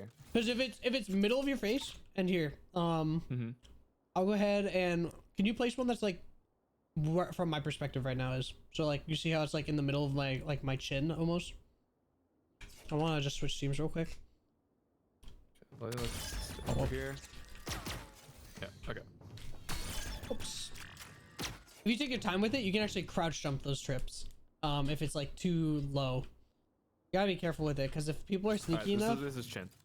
Yeah, if people are sneaky enough, almost they can jump them. That's what I'm trying to get, the point I'm trying to get across.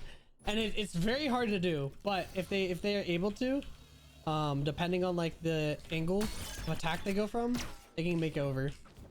Okay. And this is, I only know this because I was playing with a guy yesterday who was like a cyber trick and he's like high immortal, and I was like, oh yeah, so like what do you do for trips like this? He's like, always place it like here, like at the top of the head, because this way So they can't jump over, and they also they can't jump over, and they also can't like, you know, crawl under, right? So like something like this where it's like more towards like the forehead middle like part of the face. Is this, you can't crawl under this, you also can't go over the top of it, right? No. Right. Okay. And that's just like standard cipher rule of thumb. Wherever you place your trips, you want it to be at like that level. Right. Okay. Because for me, I was always under the assumption that it was like just slightly lower in my head. Nah. But, all right, I gotta fix that. That's for sure. Yep. And that's something I only found out recently, like as of like 2 days ago. So, the rule of thumb. All right, let's go see your B setup. B is a little better, but usually I hold A just because I like that cam, and I typically play sight more than I do. Say for example, like actually, like depends. Usually I'm on yellow, or if I'm really cheeky, I'm up further up. Okay. Depends. Yeah. There used back in old Breeze, there used to be like a cam that was like right here. That was one that's like you can do up there. Trips. Let's see if I can get this right. This is not quite it. There is a trip here. This one's supposed to be angled. I can't get it right now for some reason. It's probably because you have to come over more, so... Yeah. That is not it. That was not it. Something like that. Or maybe even just placing it from this wall here. I don't know. That depends. Well, so usually it really depends. I kind of put this a little deeper. So just about like here, sometimes. Okay, I mean that's good. Yeah, either right here or even, but keep the one on the pipe sometimes. Usually if I'm playing B, I'm typically playing like right here, playing back. If someone hits this trip, pop cage. If they're on that trip, spray. This is the one for that trip's not for default, so if people aren't it. Good. The cage is a little iffy sometimes here. Usually I have this cage that move it a little bit to like the left, so that way people don't catch the trip over there. Yeah. But a lot of people just run up to default usually, so. Yeah, true. Okay, cool. Yeah. That's not a bad key setup. Yeah. So cam sometimes there. Sometimes I put it back arches. If I need. Depends. Gotcha. Now, cam you can technically place is you can do one on the pillar. Yeah. It's not super useful because you can't see back ladder. Seeing behind ladder is probably one of the most important parts of a good cam. Like this cam, I can see the entire site. I can see ladder, see most of default. So doing something like that. Another thing that you should take note of, and I'm not sure if you do this as Cypher very often, but instead of using like the shoot button to ping people, sometimes it can be really beneficial if you just use your ping key. So let's say Z, that's the default key, and just ping where people are so that your teammates can spray through. It's broken, especially if people aren't ready for it, because then they'll just start accusing your teammate of cheating because they do that thing, you know, and it's like, wow. Oh, what is it? How do we? I'm sure there's more stuff that you can do once you can. Like, I found out I was able to do it yesterday. Like line up your crosshair with something like that. Jump into it. I don't know. I was able to do it the other day, but can't do this one. So. Yeah. But if you can get on top of here, you can also place more crazy wacky cams like something like this, which doesn't seem a lot, but it's fun to place. Interesting. Is there anything else? I don't think there's anything. Holy smokes, you can place that. How would you even manage to place a cam like that? Okay, that's a better angle. Okay.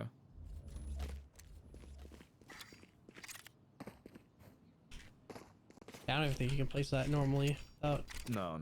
flying up. That's crazy. But yeah, so cool. Let's see. What else can we look at? Let's look at attacking trips and camps. I want to see what you do for that. Yeah. Usually one right here if they push out a cave. Sometimes cam mid, or I usually keep cam on me.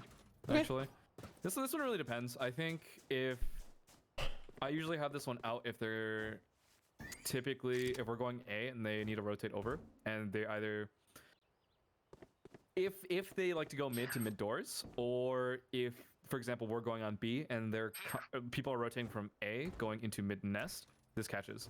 True. Yeah. This is a little tricky sometimes because I don't usually know. Sometimes I can trip like right here, but people jump it. Sometimes I just toss one elbow really fast if I have to, but unless this gets a little tricky because sometimes people like to push out into elbow They like do really fast. very quick. Yeah. I think the best thing you can do is trip like this. You know, obviously just this one. further up. Yeah, that'll get it. This trip is kind of useless. I would honestly, if anything, do it further back so it's like over, where is it, here? That way at least I think they can even jump this. That's crazy. Yeah, something like that. Just further back. Well, like they almost can, maybe. Let's see. Yeah, let me get that. Let's see. Yeah. Yeah, you can jump that. So I guess yeah, this trip would just be you'd have to place it further up, like over here. Right.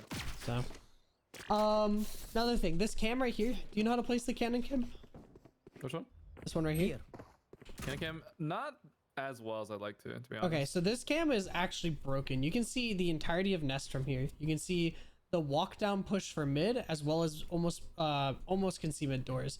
This cam gives you a lot of vision. It also helps hold the flank if you're at B site, so you can tell a lot of information. So let me go and hold that back. So you get on top of the cannon here, right? And you look at the wall right here. Here. It's like the wall where you can place the can, and then you jump looking at the cannon. Okay. And then just place it once you can place it on the cannon, and you can see over.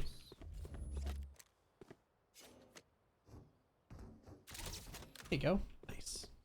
Oh, that's a little bit under. Needs to be up. Yeah. I think you might be able to just be able to look like aim at the cannon and just like jump place it. Yeah, there you go. There it is. Okay. There it is. Yeah, so you just place it at the cannon. That camera is really broken for holding mid, and it's near impossible to see. So far, if I go like over towards mid, I'll swap teams so you can like see what you can see with the camera. So obviously you can see Nest if I get on top of like this thing and jump around. But Yeah. the most important part is the walk down for mid. You can usually, I don't know if you'll be able to catch them if they walk down that side here, but if they go wide at all, or if they go towards mid doors. I think you can kind of, but usually it's just you get to see the ping on the map. Yeah, I think that's the most important part here. Hold on, look at the camera. Just look at your mini map and see if I show on the mini map, because that's the most important thing. It's being seen on the mini map. So you can see me there. That's when I'm in vision. Ooh, yeah. That's if I jump though. Yeah. I guess So if I walk over more here, go ahead and just click the cam. I'm walking like down mid. I think it can see me. It's not the most useful, but it's still better than some of the other cams that are in the game. Let's see if there's any. Oh, I'm off the map. Retrieved the spike. I have dropped the spike. Let's see. Where's another good one? Spike spot. Last player standing. It's okay, I did the same thing.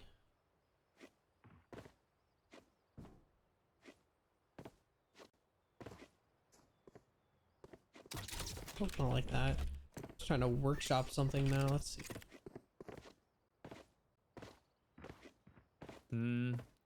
I can't think of any other cams I use too often.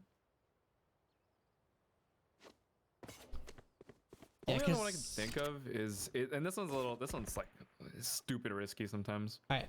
Because if I'm able to get up mid, then usually I can pop one here. Oh, true. That's not a bad cam either. Another thing you can probably do is if you're worried about mid control on defense, you can like throw a cam out mid doors to. Yeah. And that'll just give you automatic info if they break it, you know, or you can, like you just did, throw it up higher. Yeah. Cool. Awesome. Like I think I have a good sense for like most setups and what I can do and what I can't do. I just don't have a lot of the gimmick ones kind of, or like rather the ones that are a little too much. You know what I mean? Yeah. No, I get that. But for the most part, like I do have some idea of what I can do. Cool. Here, let's go and leave this. I want to show you one of those gimmick cams that I like to use sometimes on Haven. And I say gimmick cam because this is probably the hardest cam in the game to throw. Jesus. Haven is probably one of Cypher's best maps, right? Because you get a lot of map control with his trips and stuff on the attack, and then on the defense, you can lock down an entire site, let's say A or C site by yourself, right? So this is probably one of his best maps. But one of the fun parts is that there's a lot of really wacky cameras that you can throw pre-round that can give you like super advantage when peeking certain spots. So here, let's go ahead and see. Be careful, it's my Load. secret Alright. cipher. It is better, I think, if we stay My friends. ultimate is ready.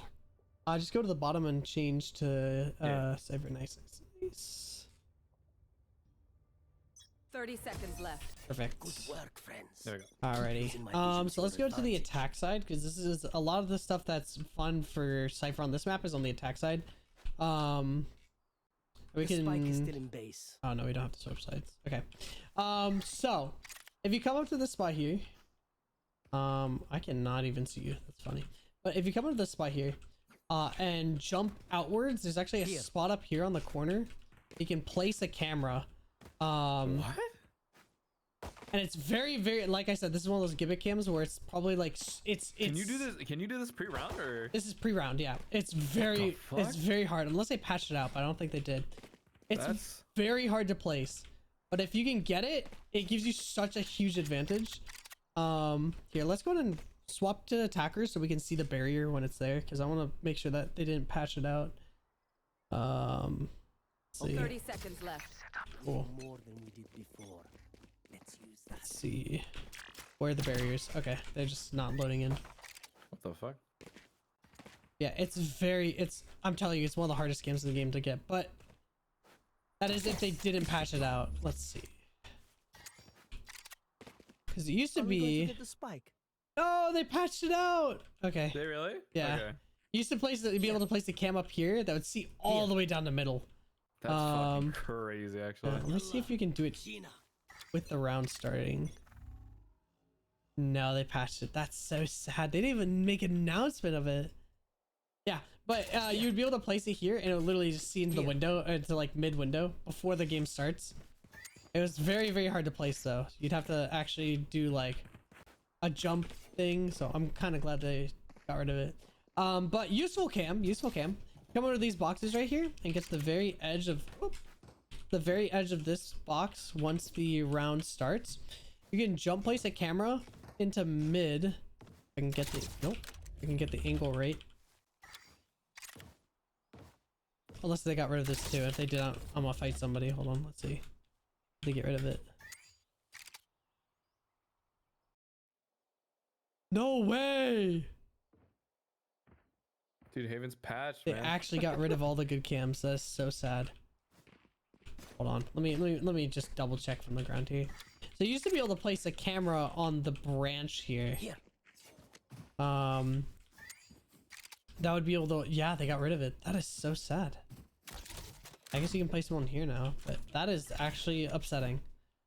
But yeah, you used to be able to place it on the branch pre-round, or not pre-round, but like as the round starts, and it gives you just the entirety of mid control, right? So in case you're worried about them taking, reflanking or something like that, you could hold that mid area with it. See if you're still able to do something with that. Oh, they didn't get rid of it. Okay, it's just, I guess I wasn't jumping out far enough. Man, you have to really shoot for this. So, oh my god, if I can actually get up on this box. There's a patch of leaves out there. Eh. There we go. Like this. Okay, they didn't get rid of it. Nice. So this camera sees the entirety of mid as well as the entrance to garage. See, I thought they got rid of it. They didn't. And basically what you do to place it is you get onto like the edge of this box. You don't even have to, I don't think you have to jump off. You just have to like get onto the very corner and then jump place the camera on that branch. Let me see if I can, you do have to jump off. I don't know. Let me see if I can grab the camera. Go back here.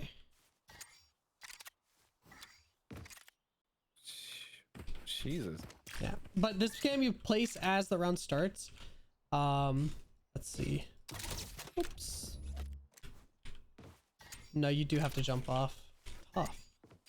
Yeah, I thought you used to be able to just jump on the corner, but there we go. You just jump across and then you'll see like a patch of branches. I'll just leave my cam there so you can see it. Yeah. Just jump across and place it there. I have an idea for the motion, but placing's hard. Generally, rule of thumb, just spam click once you're in the air. Yeah.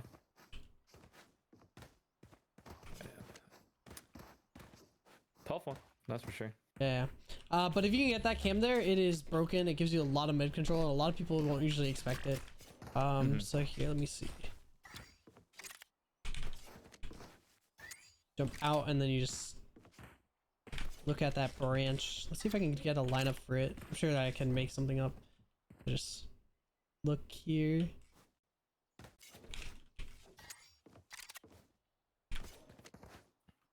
Please. That's not it. Please.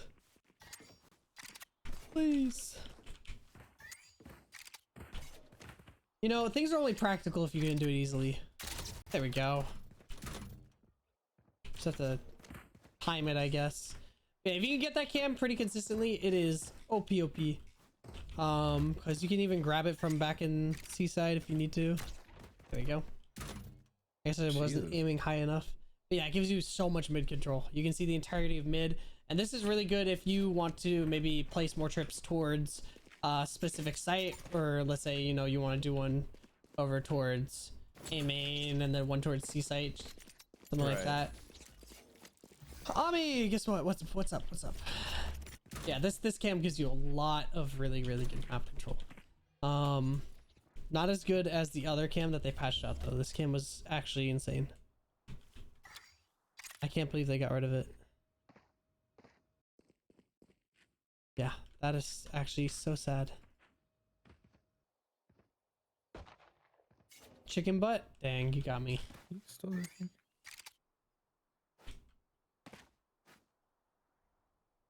They used to be able to do a lot of things, like place it on the tree here, and it would see into a long. It's a lot of fun stuff you could do. They patched that out as well because they said it's too OP. Not to mention the cams that you can place underground and stuff. Let's see.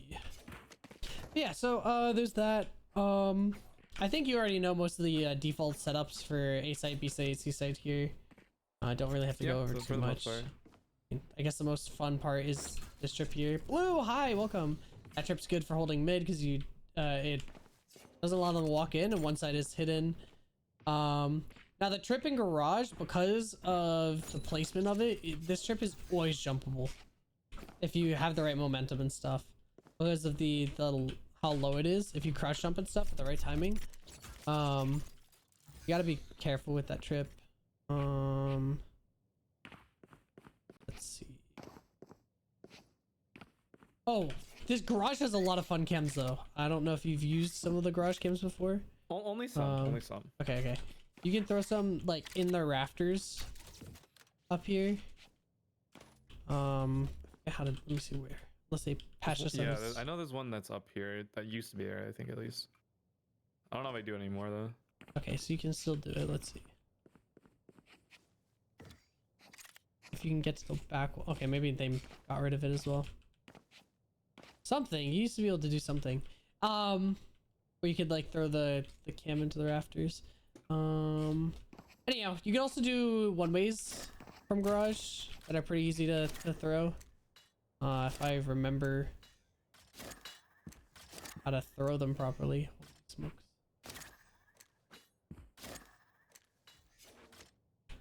But if you can get on top of the windowsill here.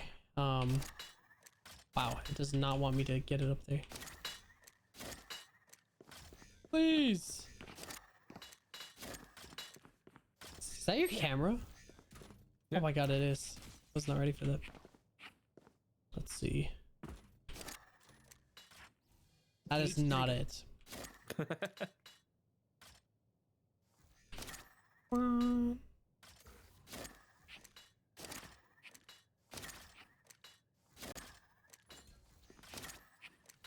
There we go. I'm pretty sure you can just oscillate any direction and then or depending on the height. Let's see. There we go. What is a good lineup for this? I don't even know. I'd have to Kind of look. an idea for it. Let me see.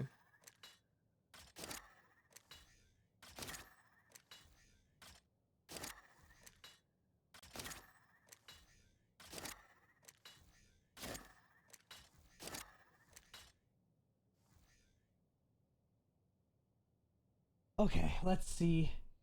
What can we look at to ping for this? I guess you can line it up with a wall. Here, I'll just screenshot this. This little nick in the corner. On the corner. So you see how there's this brown pattern here? Hmm. And line it up. Moved a little bit to the right. Let me see if I have this bit. Hold on. Yeah, no, I lost it.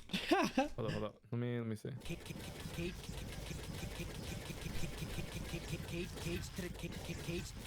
triggered.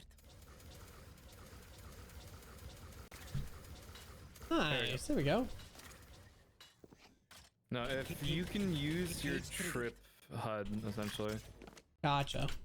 Yeah. So I think from here. I think as long as Come you on. know how to do it, it works. Yeah, it's looking at this corner. The strip HUD needs to be like just a little bit lower, I think. There. That's interesting though. I don't think I tend not to hold garage because usually I have someone else hold it. Oh, of I course. usually just stay sight. Yeah, but if you can throw this like really, really quickly.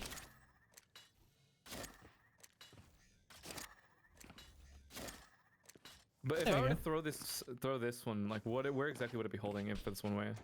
Um. Would I be window? Would I be? Yeah, you'd be window because look, Yeah. if I go down there, I'll pop this one for you once it goes away. Cage triggered. So if I'm like this, you can see my feet.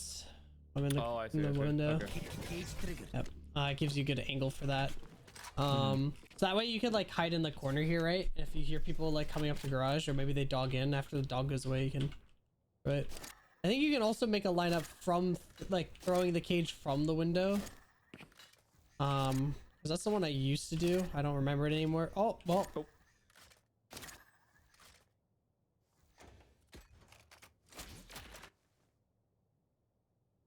Okay, that is very. There's a little gap in between this Here. metal that you can aim at. Okay. Which is like, you would never be able to do that normally. I'm sorry. No, there's no way. Let's see if there's a better way to do this lineup. Not to mention having to come to like the exact spot. Ugh. Better when they give you like a corner. So like if you stand like this in the corner, so that way you know exactly where. Let's see. There you go.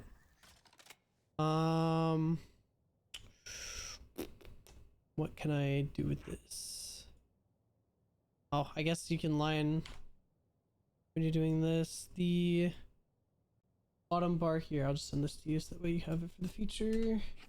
Bam. You can line up the little bar on the bottom left with the middle, like with the gray door, so like it barely touches. It'll land there. So like that middle bar, if it barely touches the black line on the middle bar. Cage triggered. Once it, all the cages go away, of course.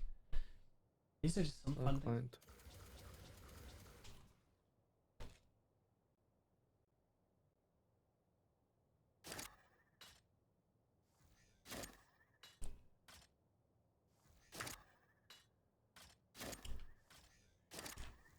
There we go. Cool. Cage triggered. Okay. Let's see what else. There's A-side stuff that you can do as well. These are more scenario based. So you can throw a cage like this. Whoa, what? Yeah. So this is just something. So when you do that, for one, any teammates that are like CT. So here, go and pop that. They're holding like a close angle. Let me see. I can pop mine. Cage triggered. It gives sort of a one way for them up to a certain point. But the purpose of this is what you can do with this. If you throw a cage here and a cage like this, Cage triggered. the cages link. You actually go like this into the cage on top. And Oh, fight. okay. You also throw one like this. Hold on. Where is it? Not like that. Forget. Throw stuff like that too. Cage triggered. That way you can like get into sight. Obviously, if you break your legs, it kind of screws it up. You see like that, like that. Cage triggered. But yeah, you can do stuff like this. Another thing I like doing is I like placing cams like Yeah, the there's one There's that one. But even better than this, one of my favorite cams is, where is it? It's this cam? No. It's that cam. So this cam is like very hidden in the brush. It makes it harder to see from like a camera perspective, but it also makes it harder for the enemies to see, and you can see a lot with it. And if you ping them, it still works. So.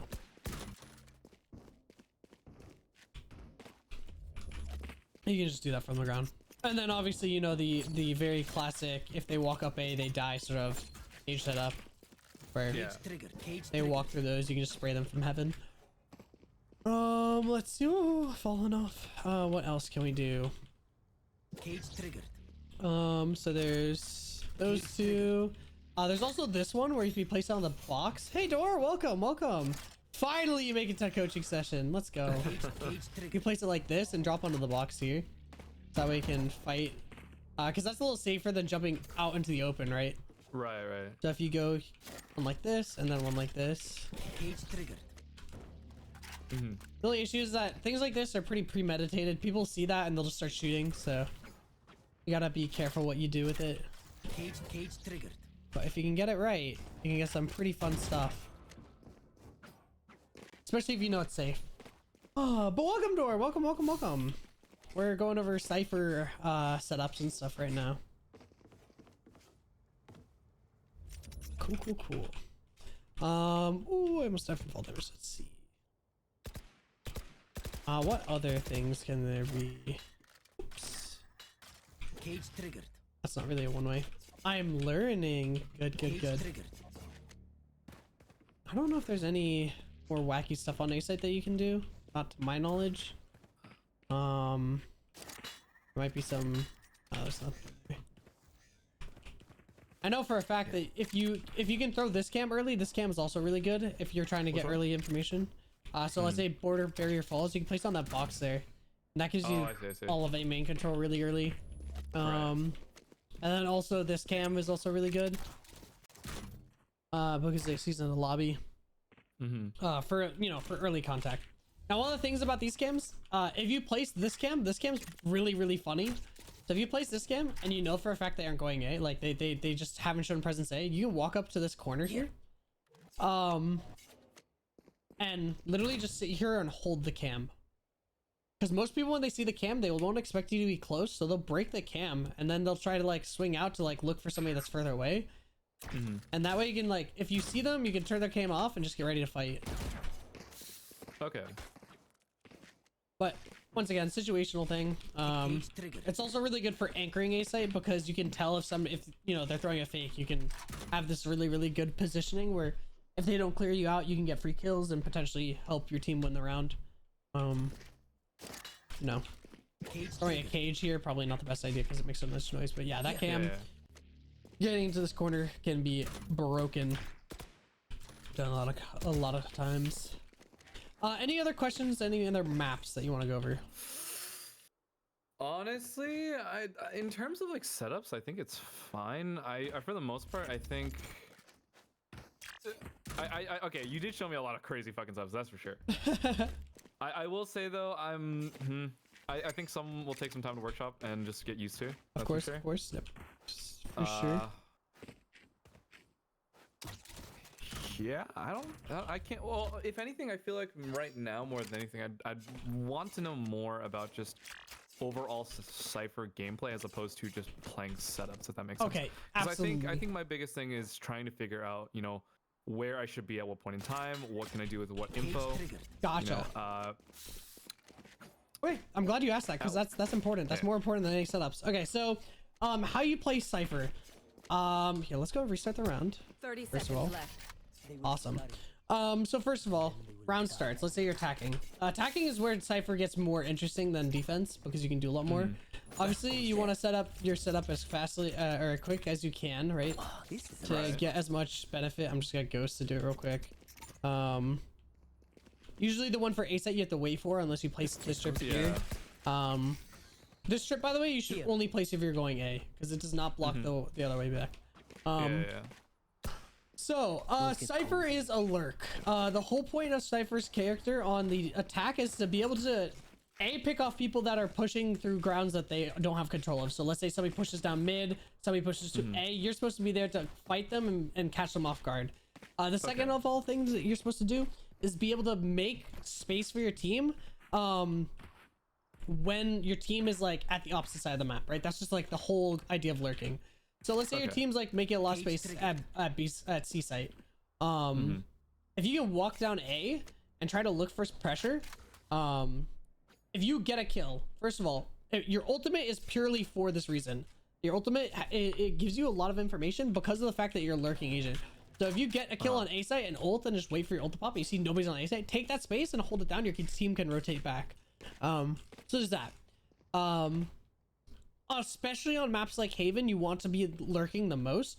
So for example, if your team goes A, instead of going A with them, let's say at the start of the round, you set up the trip for them. Start of the round, they go for A, you throw the cage further across so that they can make a safe way pass, and then you walk back towards the garage. On Haven, specifically in this map, garage is like the weakest point of the entire map. If you can take the space, you basically own the map from the other team, funnily enough. So, you know, walk in. If there's a trip or anything like that, the best thing you can do is wait a couple seconds, see if anybody comes. If nobody comes, break it, and then either back up or keep pushing. Now, if you keep pushing, you have to expect that you might come into contact with somebody because you just broke the trip. You're going to make a lot of noise. They're going to know you're there. So the best thing you can do is, let's say you do this. You break the trip, you have garage, and then walk back towards mid. And start working your way up towards B site. The whole idea is you're trying to find people that are rotating and catch people rotating. So let's say your team is like stampeding out A. You can catch somebody who's running from like C link towards B. Like knife out, right? And that's that should hypothetically be a free kill if you just, you know, spray them down as they run across. So the idea is you're trying to play that lurking role.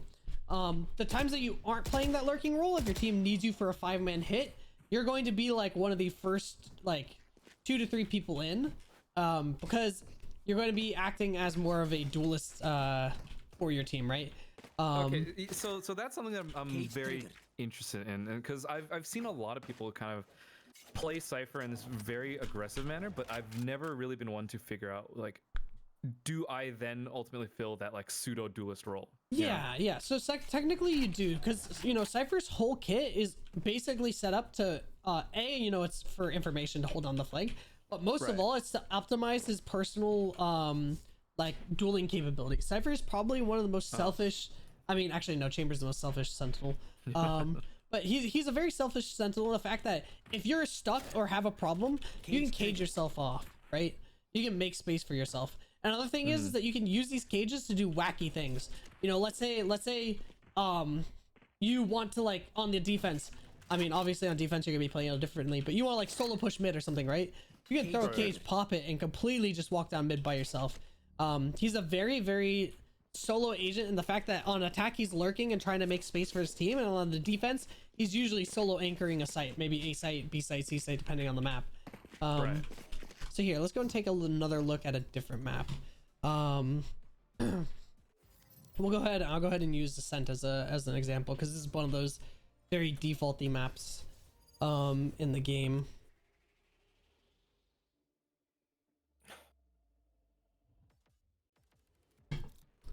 You have good taste, my friend. And I won't change roles just because we don't need to, but yeah. Let's see.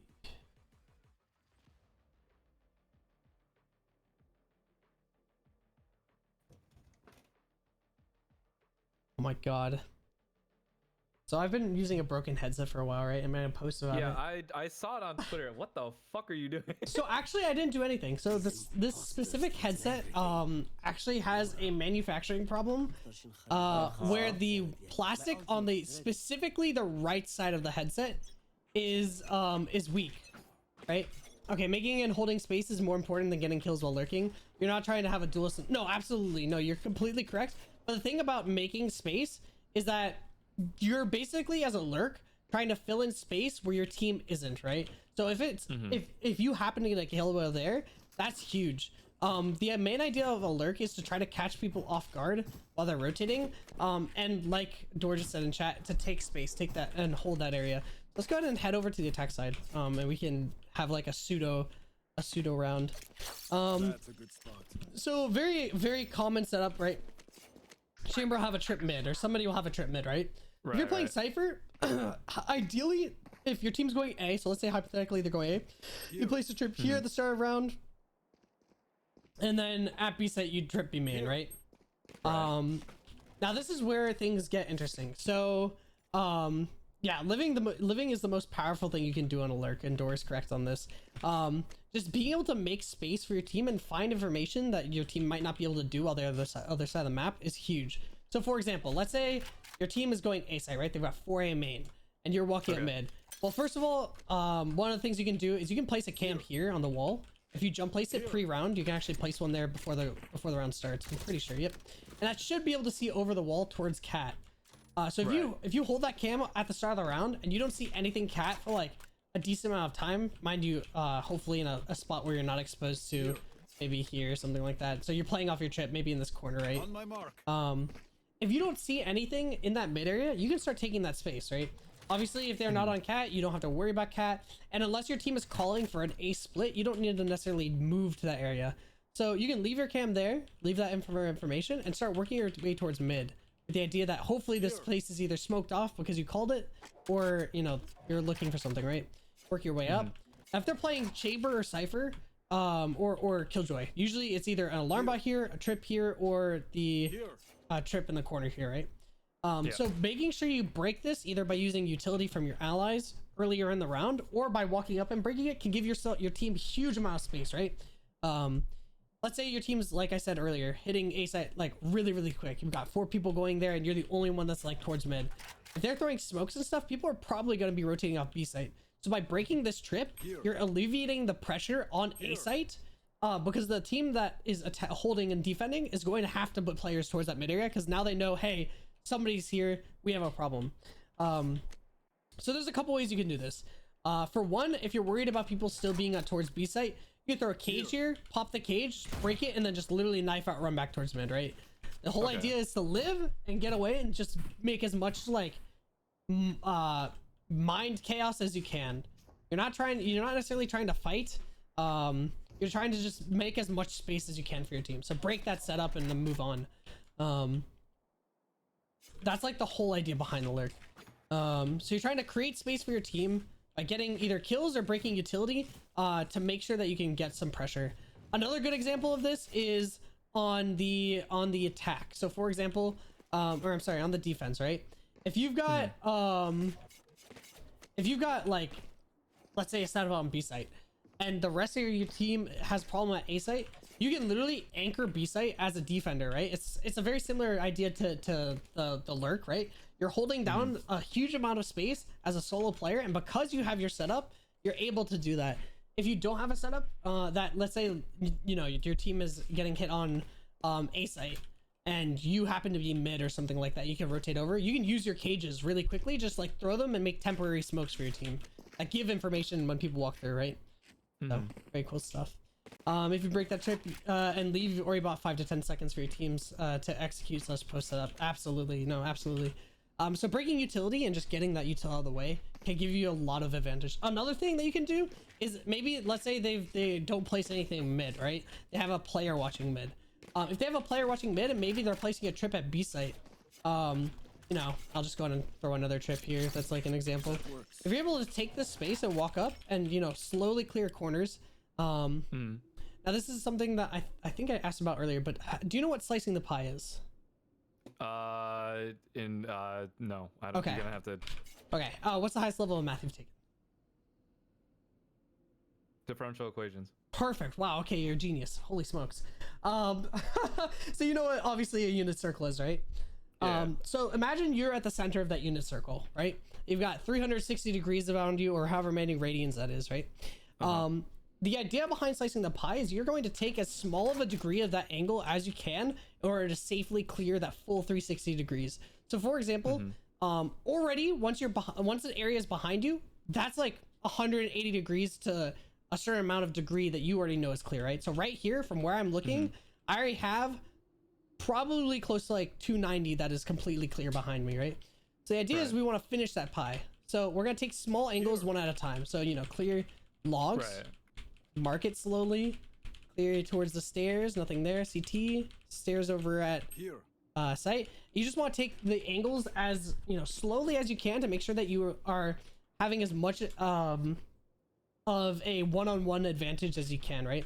Because the last thing you want to do is swing out. So let's say, no, you, instead of you're clearing slowly, you clear something like this. Now you're fighting potentially 5 angles at once, right? If you're just out in the open. So like if someone were to wide swing, then you only have. Yeah, you have okay. You don't have a lot of potential to safely take that fight, and that's why when people do stuff like this. So I mean, obviously on the defense they don't have to worry about these close angles, so they can just like wide swing. But when attackers do stuff like this, it blows my mind where they just swing out like this.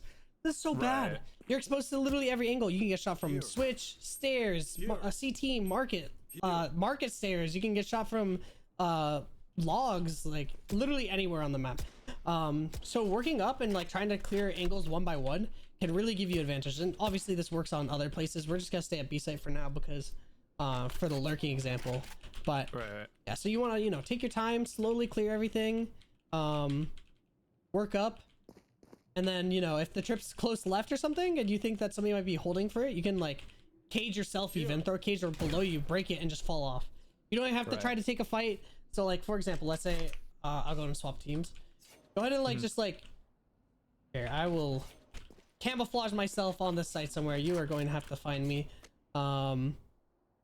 Clear slowly, try to work your way out, break that trip with whatever means necessarily and just fall off. Don't try to fight. Don't try to, you know, do anything unnecessary.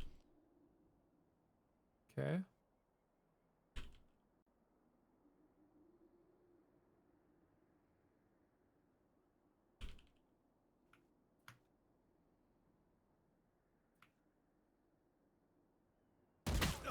All right, so now in this situation, what do you do? If you're trying to just break that trip and fall off, not necessarily get the kill. If you're confident getting the kill, I mean, by fighting for that, by all means, is good. But if you hear that trip in the corner, what should your next option be? If you're trying to just make a lurk and try to break as much utility and get out. I guess that's a hard one because I don't really know what to do in this situation, especially if they're holding that angle, right? And if they know that I'm here, what do I do necessarily, right? All right, so my first instinct would to probably like, and it's a little cheeky, like Trap destroyed. Okay, so the one thing about that is that that's very obvious, like what you're doing there, right? Yeah, it's dangerous. You can be anywhere in here. So one of the things you might want to do is one of two things. A, throw it more in the open, so that way they can't tell which side you're coming from. So maybe like something like out there in the open. So something like that. So that way you can literally just peek it and break it and walk away, right? Or second of all, you can throw it further. So let's say if you come back here, you can use your trajectory. Like the biggest thing about playing a character a lot, let's say Cypher, is try to imagine the trajectory of that cage that you throw. So if you jump throw this, where is it going to go through that window? So if you like, exactly. So look, that if you pop that right now, that covers almost the entirety of CT. Obviously, if you throw it a little bit to the left more, you can cover that entire middle area and then be able to just break that trip and try to get away. So there's a lot of things you can do. But you have to sort of expect, because people play really aggressively in this game, you have to sort of expect people to want to fight you here. So they're gonna try, you know, figure out where you are. So breaking that trip and just falling off, or using the chaos to your advantage and maybe taking even more space on them, can really be advantageous to you, right? Because you got two cages, right? You can use those back to back.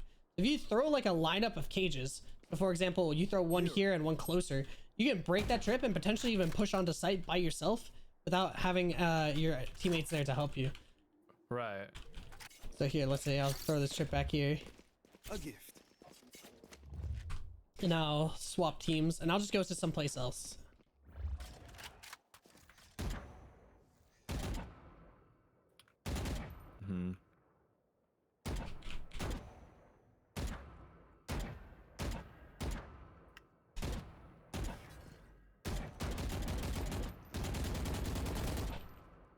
On my track. Yeah, you see how long that cage lasts? You're able to get so much pressure off of that. Another thing, because you're using a phantom, you know, if you shoot through that cage, you can't see any tracers. Right. So there's that. Another fun thing you can do with the cage, if you peek in mid, let's say you throw a cage like right below your feet, right? If you throw a cage, back up to the back wall real quick, and watch when I spray through this with a vandal. Now the nice thing about a phantom, with the vandal you can see my tracers, right? Right. Because you're using a phantom, you can pinpoint my location based off of that and spray me through just like that, exactly, straight through the wall and try to, you know, stop me from shooting back at you. Now that's why the phantom's so incredibly strong in most cases, because you can do things like that, right? You can fight people through smokes specifically, and have an advantage over like vandal users, right? This killing is terrible. Okay, cool. But I will bet if I must do something. So here, with all that stuff in mind, let's go ahead and let's leave this game real quick. Unless you have any more questions while we're in this controlled environment. I mean, honestly, I think this is just like learn as I go here. Okay, cool. Let's go ahead and hop into an unrated match. So we'll go ahead and do this, and let me see what your ping's like. We can throw it on California and like this. Cool. Match found. Alright, so we're gonna play a unrated match, and we will step by step go through stuff. Arden, how's it going? Welcome. Fracture. Okay. Fracture. Let's see it.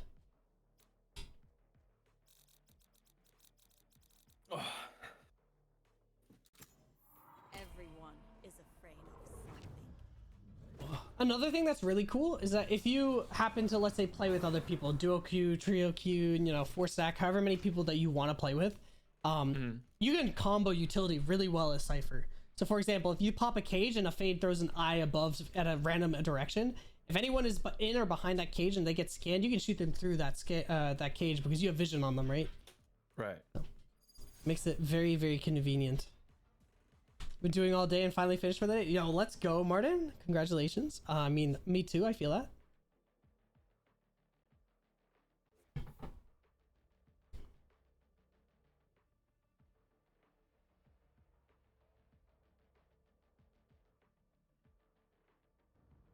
Oh, do your little machines need help? Take your time. We Radiantes will start without you. Okay, now eco is always an issue for me, actually. Okay, so first of all, let's go ahead and go over eco real quick then. For Cypher, one of the best things you can do is buy 1 trip and 2 cages. So those One cages, trip, 2 cages? yeah. So those because then you can afford armor as well, right? So Right, that right. you only really necessarily need 1 trip on the first round of the game, because you're just gonna trip off the area that you think they're most likely to come out of, and then you can use your cages to your advantage. So what I like to do is I like to throw 1 cage and then for the trip, and then the other cage I'll hold on to as sort of a like a backup in case I need a temporary smoke to get out of a spot. Where are you? It looks like To it's the arcade. B. Yeah. So we can go ahead and rotate. 2 main, 2 arcade. Pushing them into the lane. Spike planted.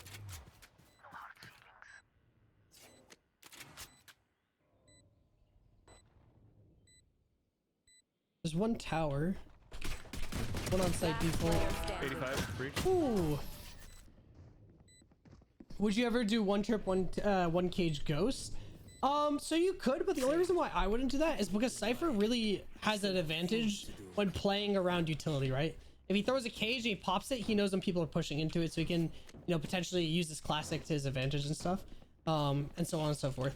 Now the thing about this second round is you want to make sure that you have 4,600 credits next round. So go ahead and click buy.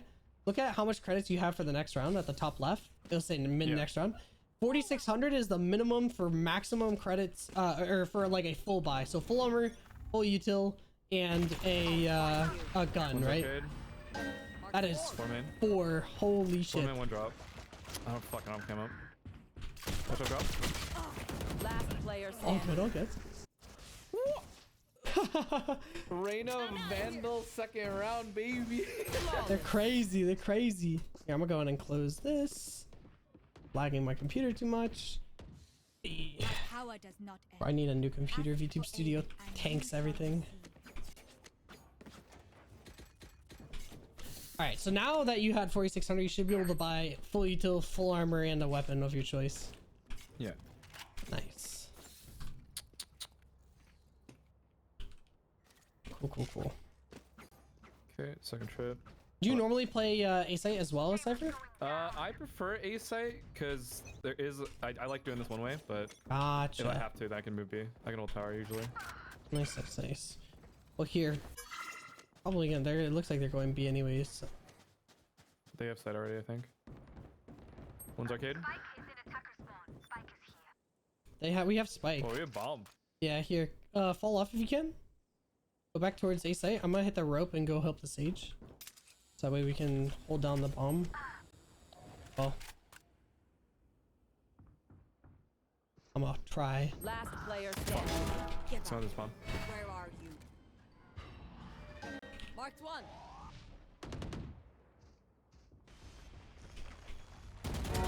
Trying to hide.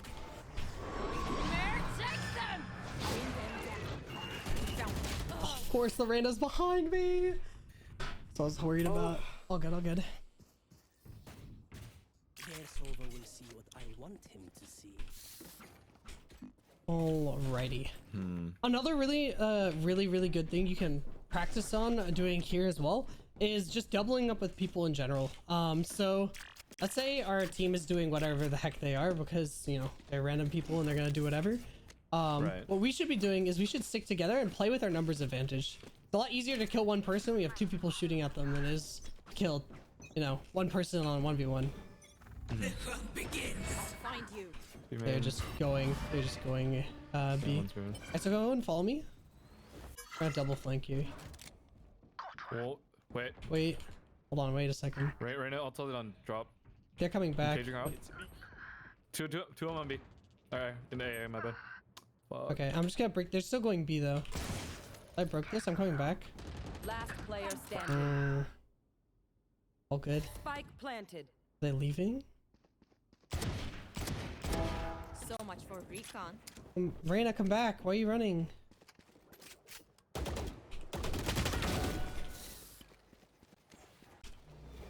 Where are you? Oh man, he's ready. Tough. Holy smokes. Deep breaths But yeah, playing together and grouping up is very good. Because you get a lot more advantage. So like if I had come back earlier, if you had grouped with me earlier, we would have been an Right. advantage right there, right? Regardless of if we have lesser guns or not. Technically we just have higher fire rate, higher DPS, that sort of idea. They are mine. I'll find you. Still waiting. Might be B? This looks like it. Here, let's go and group through spawn. We'll just fight them early. Yeah. Alright, this Reyna just plays arcade, then dish. Take hold. Team's on site. Oh my god, 109 on the neon and 40 on the One enemy nice. remaining. Last one's at 40. There we go. Okay. Yeah, another reason why it's really good to double up like that. So you see how I died and how because we had more than one person there, they were able to trade us out really easily. Yeah. So these are just like things that are used primarily obviously in pro play because it's a lot easier to coordinate when you're in Discord and that sort of thing. But also because you know, the more coordinated you are and the more likely you are to trade each other out, the better usually you are for these situations. It sucks that right now we have no smokes because now you have to use your cages to survive smokes, but for example, group up with me here. Yeah, group up with me here. And we'll open the door. I'll find you. There we go. See? It was all that easier, right? Where is everyone hiding? Alright, now follow me. We double flank here. One enemy remaining. The last guy's gonna be right in front of us. Yeah. There, he killed him. Nice. Cool. Cool, cool, cool. Reloading. Purchase batteries. And I need a So lurking is really, really good on maps like Haven and Ascent, where you can go along or alone as a solo player. But a map like Right. Fracture is really, really hard to solo lurk because of how many angles there are and how easy it is to double up and fight on the defense on this map. So when you play on this map, it's almost better to have two people go together on one side of the map and the other three stick together on their side of the map and play as like two separate squads basically, to sort of make a pinch You want happen to on a play? site. Let's But that's play. our idea. That was a bad thing, but there's people here, so Bring them down. Here, two sands. okay. Found you. One's on trip. Catch them. Mare, shake them. One enemy remaining. They're blind with fear. Okay. That cam gave so much info. Holy smokes. Yeah, that sounds good. That sounds good. Get ready. The only issue is when they start expecting it and like trying to break it as a It default. depends. So we can switch it. Like usually you can actually put cam up there into. Oh, true. Yeah. There. This is actually meant to be a one-way from main, typically. Yeah. My ult's not What ready. we can do is instead of making it a one-way though, I just drop a smoke right there, and you can actually just put cam like right here. So it watches people on. If I move it a little bit up, this one watches drop, and then also on whoever comes out of main. That's really smart. I like that. Cool. I'll find you. Just breach Came in. stun. Came in. Yeah. Sova dart. Oh, they breached the door. Door. I hear one main. It's 3-3. Bring them down. Bring them down. One more main. Send. We'll catch them. Oh my god, he just barrel stuffed me. He's 147. He sprammed through that box. One enemy Nice. remaining. Nice. So one of the things I would suggest in that spot, when that Cypher or when that Sova hit the box, instead of swinging out to fight him, you can Yeah, spray him just through that bang it, box. right? Yeah. Yeah. You just bang it. That's something I still don't quite know all too well, because I know there's a lot of bangable spots in this game. I just don't know all of them. Wait, so how to tell if something's bangable or not? We'll go over this real quick. So come here. So if you come underneath There. sight here, you see how it reflects orange when I shoot like this? Uh-huh. Anytime it reflects orange like that, that means you can't shoot through it. But if it leaves a hole, see how it's like a black hole? You can shoot through that part of the wall. Now almost all edges, like edges of walls and stuff are wall bangable. So if you look right here, see how this is wall bangable on this I corner? see. Okay. Nice. I'm tethering them. They should have gotten hit by the. Oh, they're out sand as well. One sands. 57. Chamber. Oh my god. Unfortunate.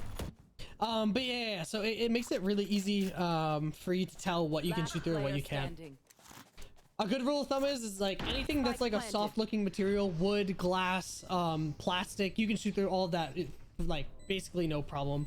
The only thing that's usually questionable is like it's metal or stone. Because they try to make it look like it's harder to shoot through and Man, easier the to shoot stone. through. I like it, man. That's why like Ascent on A site, you know how they have like the dice, the two boxes that are there? They used to both be glass. So that entire spot you used to be able to just die if you played it. Yeah. So they made the right one stone, which means that you can't shoot through it. Man, stone's a bait, dude. Let's not play it enough. I remember playing on Cobble. Holy fuck. Oh my god, I fucking love Cobble. That was actually my Dude, favorite map. Playing on Cobbles of being a fucking menace. Actually my favorite CS map. Made me very sad when they took it out of the normal pool. I'll find Might be a you. B. Yeah, it looks like it. Arena's arcade. You're going to Arena's rotate with on me? site. 'Cause they're way up already. Yeah. Bring them down. They're close spawn. Bring them down. Oh my god, there's like Last player 38. Nice, good trade. One close. And one 15. Hey, and TNT. You got the trade. You see? You see how it is easier? And then they will die. Cool. Do I switch sides?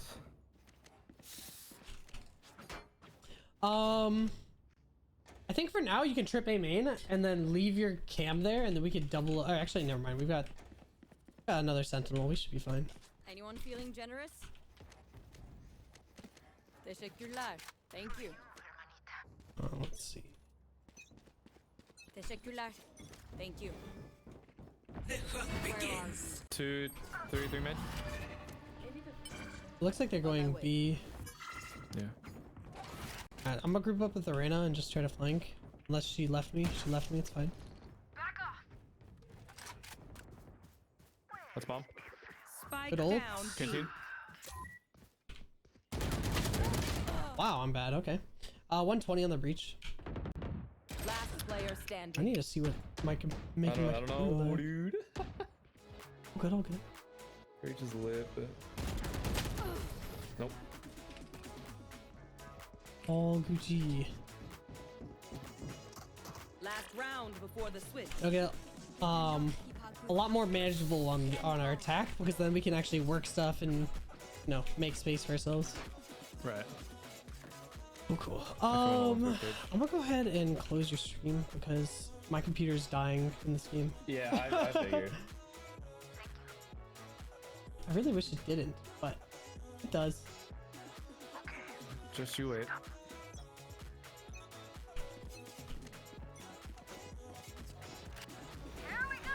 I'll find you. They're heavy coming A. Sorry. Or the heavy coming B, excuse me. Yeah.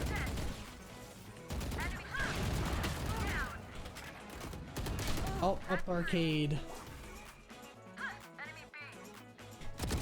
One enemy remaining. Nice. Mid? Nice, well played. Yeah, I don't know. In my mind, sides. it's. Oh. What defense What is it? It's just good crime scene etiquette. I'm just trying to think of like what am I supposed to do in certain situations, because I know where a majority of people are at all times, but it's just like, what do I do? Okay. Look here. Let's follow me. We're gonna split B site. Let's go towards arcade, and we'll split from arcade side while the rest go through B main. So a pistol round is generally better to just hit as a team, right? Because the more people you have on these pistols, the easier it is to fight. With Fracture, you generally have to split the map every time because of how the map's laid out. But let's say if it's Ascent or Bind or something, you just want to hit B or A side together. You don't want to have a lurk on the pistol. Here. So already, because of that push, we can tell that this entire side is going to be open. I'm throwing an eye over. Just follow me up. Oh, nice. Good trade. One more there. Our spike carrier is killed. Spike down B. Last player standing. And TNT. All good. Okay. Another thing you can do that is, if you're trying to be aggressive, there's something called a cam bait. Essentially, what you can do is if you know where somebody's playing, just throw it on the furthest wall next to them, and just like swing as soon as the cam's been deployed. Because usually people will try to shoot the cam because they don't want to get pinged, right? They don't want the information on them, so they'll try to like hold it or fight it. You just throw it out there as far as you can, and they'll have to flick over to shoot at it. And by that time, you should be able to swing out and fight them. All right, come over to the side where I am. Yeah. Now, over here, they're probably going to have a chamber trip, right? So what we're gonna do, we're gonna just take this space, and we're gonna break that trip, and then regroup with the players at B. Going Link. They did not trip it. They're actually going Intense. one behind us. Behind us. Is that behind us? Yeah. Because I feel like that's to me that sounds like in front in sands. Hold on. Unless there was, unless you maybe you made a step. I don't know. That's somebody was behind us here. I'm on We can this. just leave. Spike down. It was like way earlier, like when you walked up. Alright, here we walk. So we have a good idea where we are. One of them just hit the rope though.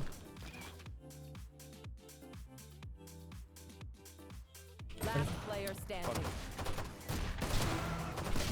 Aw, man. All good. All good, all good. One of my cameras is broken. Oh, wait. Alrighty. So let's do the same thing. This obviously it's unrated. People are gonna play randomly and do whatever. So Yeah. not the greatest training ground, but we can go over some, you know, like fundamentals.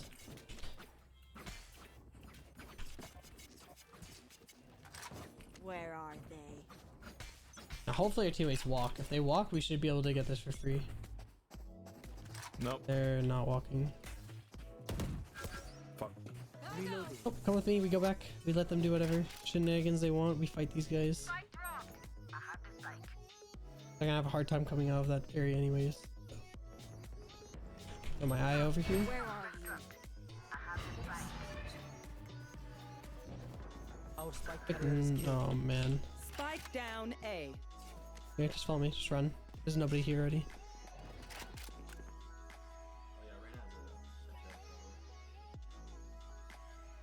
That's good to know. The nice thing is we already know that they have bombs, so they're not gonna worry about. We don't have to worry about playing close. Oh, on the wall! What? Holy smokes! She run and gunned you, by the way. That was completely She hit me unintentional. through, dog. Vader, yo, what's going on? Welcome, welcome. Yeah, that's tough. That is tough. Well, it's all good. Now here on an eco round, same rules apply. You want to make sure that you have enough for full buy next round. So just try to have 4,600. If you can't, then just don't use any utility and shoot for like 4,100 if you don't use any util. Other than of course, you know, your camera because it's rechargeable. Yeah. I'll find you. They're pushing behind us, There. I think. Yep. Man. Yep. Bring them down. 55. Last player standing. Spike down. Attacker spawn.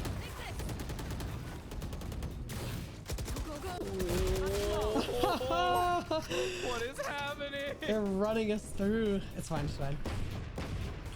They've got a very aggressive comp.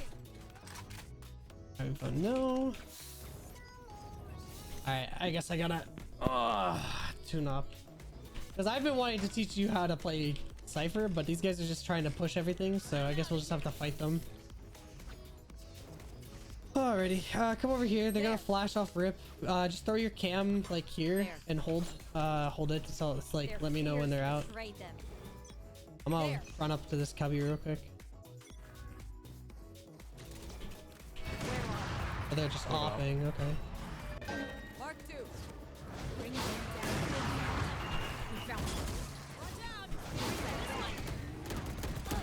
They're blind with fear. Good cage, good cage. Holding. Hiding. Chamber still canteen. Oh, I whiffed! Carrier is killed. Spike down B. NT? Planted. That was a good use of your cage earlier though, by the way. One enemy remaining. Nice. Should still be Link. Yeah, he's still like Gen. Yeah. Now this is what you don't do in a 2v1. What this guy's doing right here, trying to swing and fight the guy, bad. What's our Reyna doing? Our Reyna is baiting. I don't know what our Reyna's doing. Oh. These guys are just trying to have fun. Which, I mean, hey, I get it. Understandable. love fake Oh my flash. god. It's so funny because it really does not work in this game. It really does not. CSGO? Sure. Sure. This game, Anyone feeling generous? no God, way. that's unreal. That's so funny. Alright. Hola. I guess we just go with the team. Go, go, go! No. Our enemies are unbelievably cringe. Mark 15 That chamber, they broke it? We'll catch them. I'm so bad. Oh my god, I 105. What is I our didn't Reyna realize the wall went doing? down. Oh, and TNT. Oh good, oh good. What is happening? I don't know. My game is not happy with me, whatever I'm doing.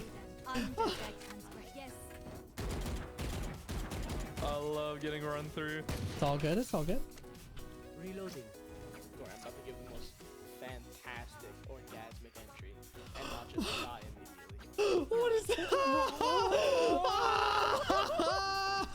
Bro, Valorant players say the most fucking There's no random ass way. shit, dude. I love it. Holy shit. I'm going to give the most orgasmic entry. Holy shit. Oh my god. Spike down B. Good camera, good camera. Holy shit. I'm going to give the most orgasmic entry.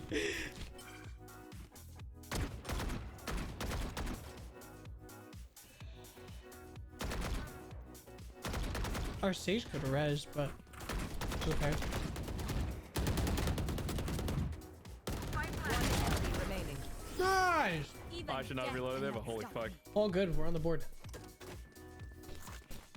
Will you try the same old tricks?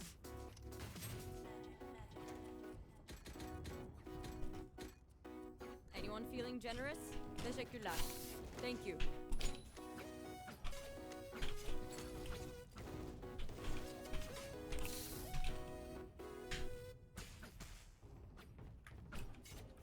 What the fuck is this? They said Gurge, so I said Gurge. Well, I don't know. Alright, well. Gotta go. Take this. Gotta go. Okay. I'll find you. Feeling fed. Chance. Oh my god. Ah be abi.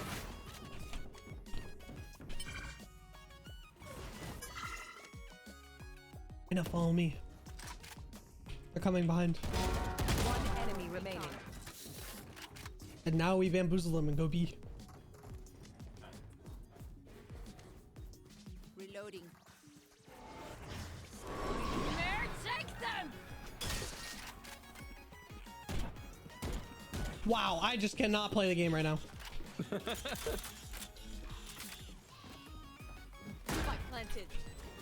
Where are you? Last I player heard him too standing. late. Oh, that's so sad. Bach, yo, how's it going? Welcome, welcome. Bamboozle these kids. Hell yeah. That guy actually flanked us. That is so funny. Swing in 3, 2, 1, swing. Oh, oh. He gave audio. Okay, we're chill. Oh. And T. All good, all good. Good game, guys. What? Hard fought. Defenders win. Incredibly close. Neck and neck. So funny. I love underrated. Underrated's wild and man. Dude, it is so fun. I've met There's no so many fucking way we random went through people. that game. I feel like this is a fucking fever dream and a half, dude. Holy shit. That's really funny. That's really funny. We played against I Need E-Girls and Milkmaster. What are those names? Suck Toes for Money was another. Bro, what are Valorant names, man? What? Dude, these guys go wild. They do be going wild. Oh my god. That's crazy. That's wild. Wow. Yo, Asksy, how's it going? Holy shit. That was interesting. For sure. My god. Oh my god. Alrighty. I've got time for one more if you're interested. I'm down for one more. Alright, we can do one more. Hopefully have a Match redemption found. game. Someone can collect this whole fucking lobby for real, dude. That's what I'm saying. Ooh, okay. Pearl? Okay, okay. Now Pearl is broken with two senties. So I'm just gonna hover. And I'm gonna go use the restroom because I gotta use the restroom. I am a goofy guy. You're right, Block. I am. I'm a goofy gamer. His name is Chase. Hey guys, what's up? I'm taking over the stream. I don't know what I'm doing.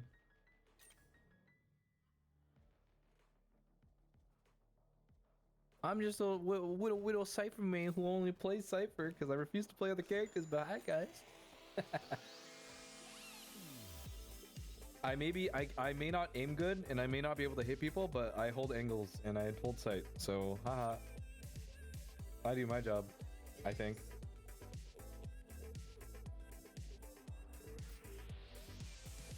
So what are you guys doing after this? You guys chilling at home? It's 8 o'clock almost.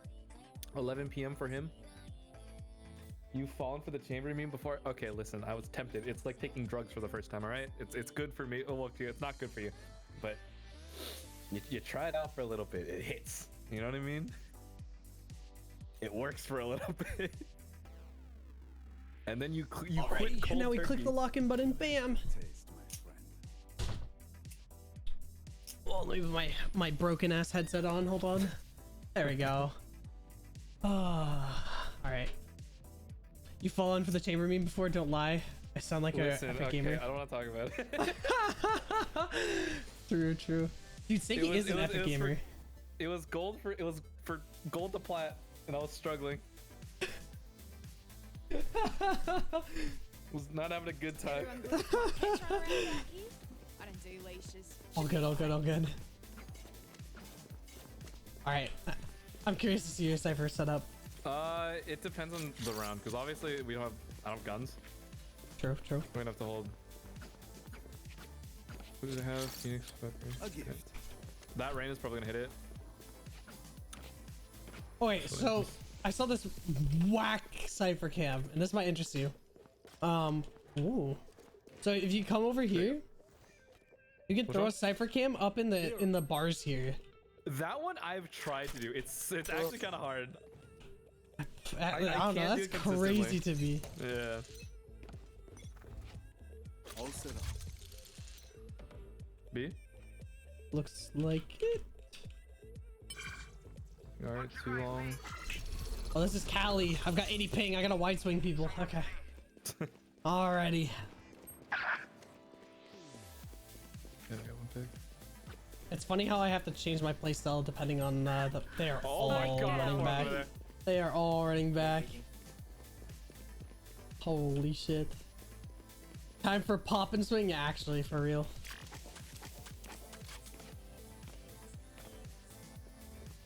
I'm gonna go back to B. Teleport's ready. Am I hitting? I don't hear anything. Ooh, there's one. There's two. Yep. I'm going back around through secret. They broke that shit so fast. Watch out, right side, right side. Thank you. Cam's out, by the way. Yep. Planning right now. 30 seconds left. In the Spike flower. planted. One enemy remaining. That's a default. Player standing. There's a sheriff. I'm 1 HP. Holy shit. He hit it with the tap, dude. What? Hey, yo. I can't believe they're Vipers Oh. dumping all that shit in the air. That's my favorite voice line. That's my favorite voice line in the entire game. Can't believe that Viper is dumping all that shit in the air. I'll kill her. So funny. Ah. Bonne chance, mes amis. I'd rather just. I want my money. Save, you want money. Hawk out. Winning this round is like near impossible, so it's not even worth like stressing over the small stuff.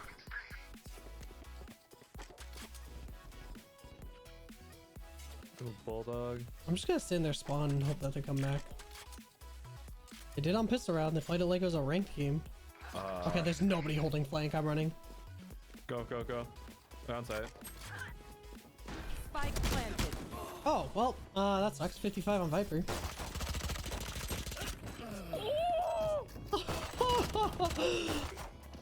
What?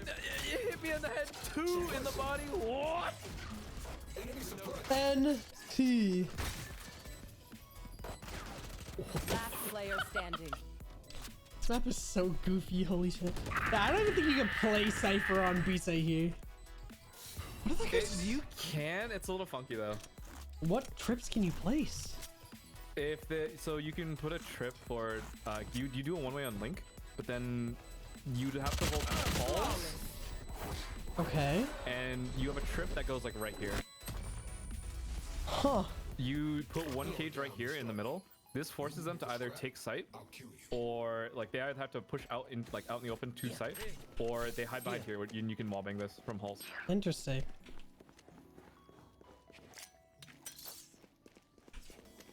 Very interesting. Okay. That works. Find the weak point and break it.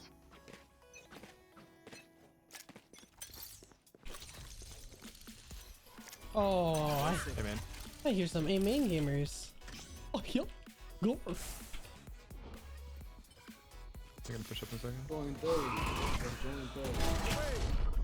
Nice. Spike down A.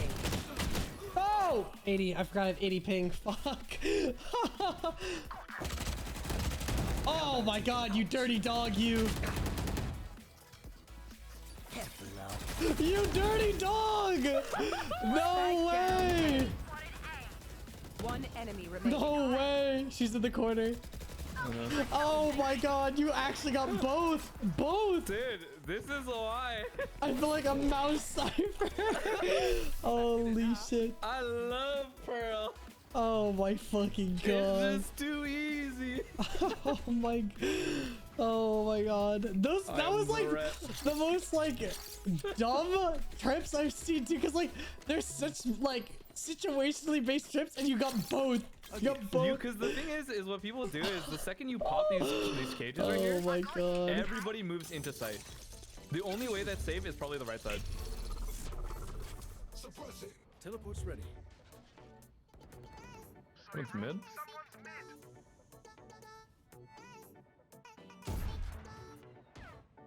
Slower on art. You will not kill my ally. Please don't blind me! Kill trips always work once. Yep, always work once.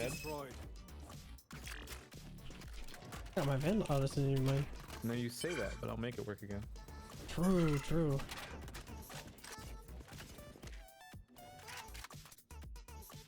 How do we lose the fight mid? Oh, they had res. That's right. Yeah. Teleport's ready.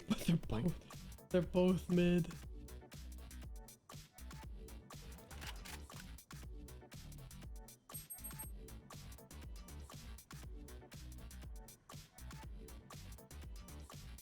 One's water. Okay. 99! They're both water. 30 seconds left. Oh my god. What the fuck is this? No, I'm too far! Fuck, dude! No way. What is that Viper roll? Viper. Question mark thing. Bro, the way we lost that round. Wait, where was she? She jumped out. Oh, okay. Man, I placed that TP so far back. Holy shit.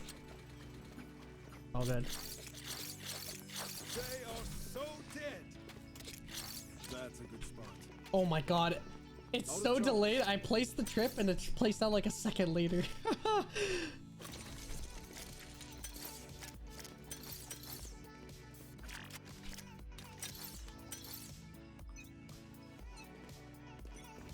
All set up.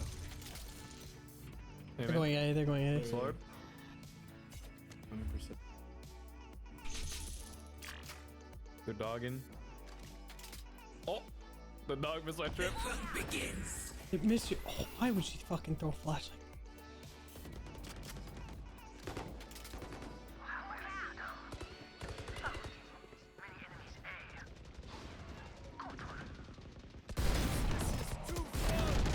It's like a shooting gallery!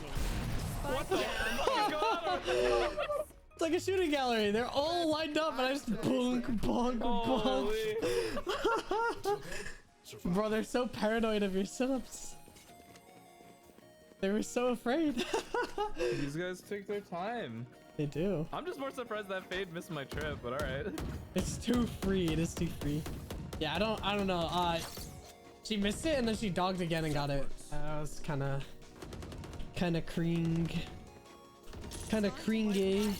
A gift. Wow. One mid. It's slow dart. Also threw a fucked up one line. The Viper. Oh, they're on eco. Fuck, I didn't realize. I wasn't paying attention. They're pushing art. Like hard pushing art. Oh, you are a dirty dog. A dirty dog, you. Oh my god. Face your fear! Oh, good luck. There's 3 there. Holy shit. 3. Flash. Do not resist. Targets shut them down. They're suppressed. Your KO's just fighting World War III by himself. Yep. Last player standing. Bruh. They're leaving. No way. Oh, Are they? yeah, they're leaving. Fuck. Holy shit. These guys want 30 it. They seconds want it left. so bad.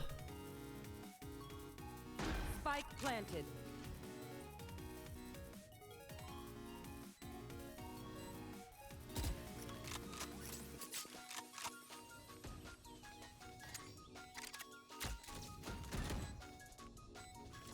Maybe one back halls. I heard one. Maybe coming up behind you technically. I heard someone reload. Yep, yep. Yeah. Oh my god, what the fuck? These guys are trying their asses off for this. Oh my god, Alright. dude. Alright. I'm gonna have to do it to them. I'm gonna have to tell them to calm down, pipe down. Actually, I tossed. I should have peeked mid the last round. That's a good spot. Trip art. You don't have to worry about it. Okay. I like that you've changed your trips up every round too. That is exactly what you should be doing. As a safer player, they will be. Joke's over. You're dead. 1, 2, 3 mid, 3 mid. They're just running it mid. What the fuck?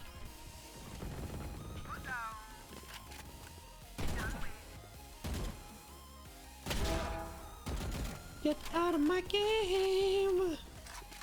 By aim train, so I can click the little heads. Oh my god. So mid.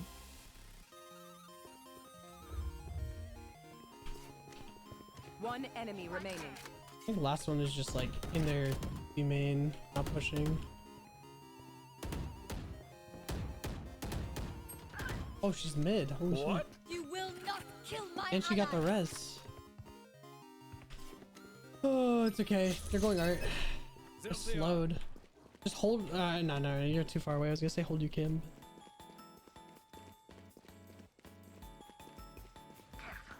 Yeah, they're there.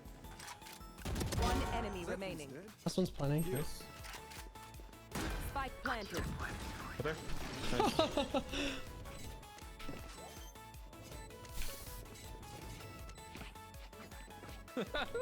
Yo, Davies Gravy, how's it going? Welcome, welcome. Teleport's ready. No, you're not popping it. Screams toys. Oh yeah, that's a bug with the bird right now. You pop it and it doesn't blind anything. It just goes. Ah! Wait, really? Yeah, it like makes the didn't find anything noise twice. It just screams twice. It's really weird.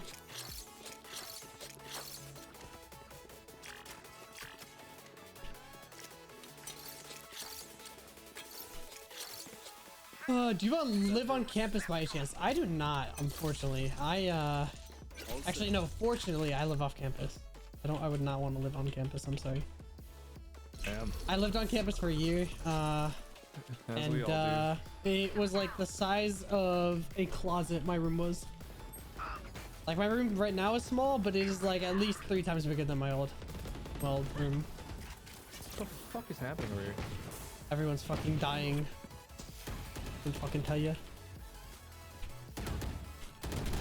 Oh my god, I forgot I have a ping diff. Holy shit. I died behind a wall. That's so sad.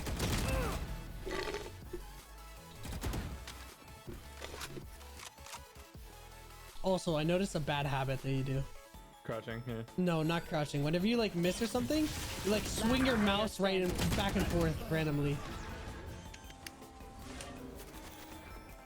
So wondering, as the internet is absolute worst during the day. Yeah, no, I used to. It was really bad when I lived there, and I did not like it. Right, I'm on the California servers right now, so that's why the ping's bad. But yeah, no, one of the things I noticed is you'll go like this. Watch. So you'll like, and then you'll miss and go like this, and like shake your mouse back and forth. Bad habit. A gift. I'll call you out next time I see it, that you break it. Because when you do that, when you go back to shooting again, like your aim is like so off, and your crosshair placement is like not even close to head level. So. Just one. Multiple. 2 there? Or 3, I think. 3, I think.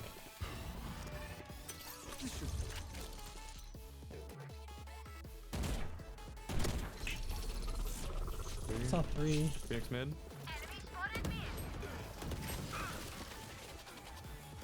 Face your fear!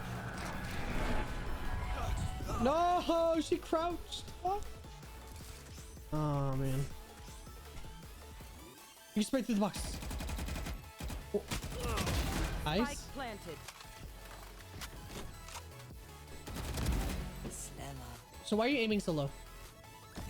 That's better. Last Pain. player standing. Link. Okay. Yeah, that's another bad habit you have, is that you aim at head level, and then as soon as you start spraying, you like pull so far down it's not even at head level anymore. Okay.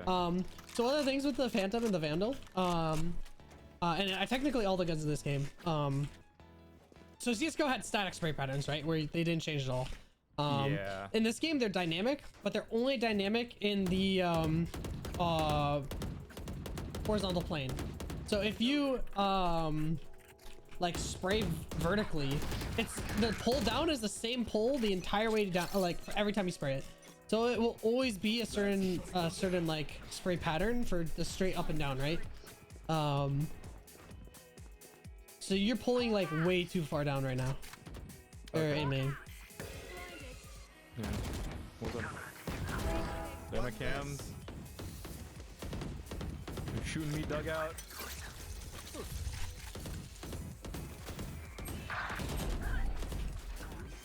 Also 2 more mid.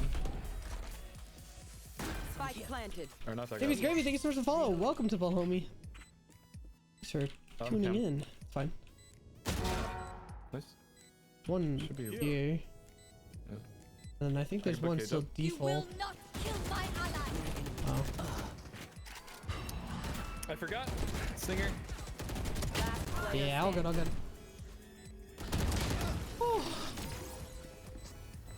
Grr.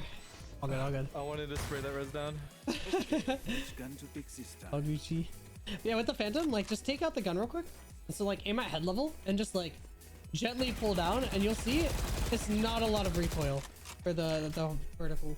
Okay, I'm so used to the power to pull down so much further. Oh yeah, no, absolutely, I get it. I completely do. That's one of the things I noticed is that you're shooting towards like their bodies. Like you start at head level, it instantly just starts spraying at their bodies. And then whenever you go to shoot somebody else, you don't readjust. You don't bring it back. All set up.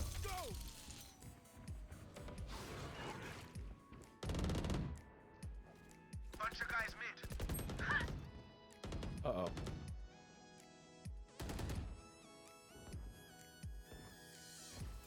Why is this Phoenix fighting this? What the fuck is happening? I'm literally just sitting here holding with an op. Fuck is happening? He literally left the game.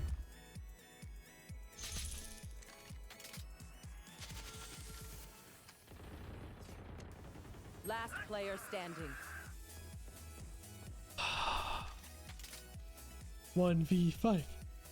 1v5. Spike planted. I don't think there's anything back here. I'm not even gonna bother clearing it. How did I miss? Oh, I'm enjoying this.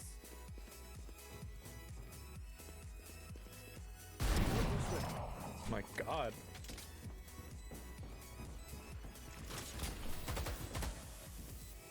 Ain't no way.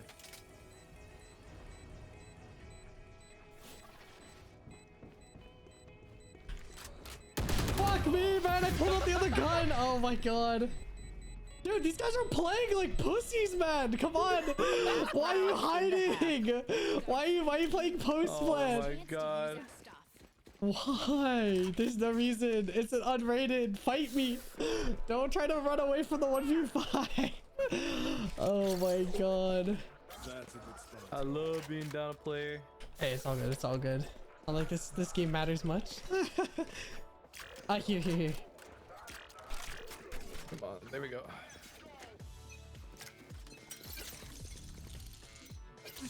Wait, what did it? Fuck. Oh, Viper's got lineups. Why the fuck do you have lineups in an unrated game, please?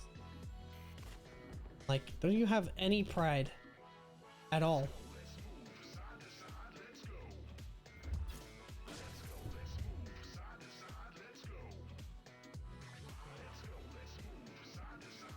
They're running it. Face your fear. Yep.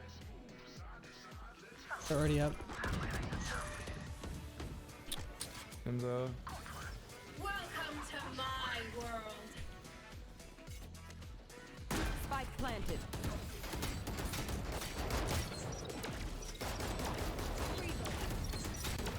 Oh, if I can. Emergency reset required. Got her. Teleport's ready. To the right, to the right. No! You were right. One enemy It's all up to remaining. you. It's all up to you. It's a 1-on-1. 1-on-1. Left.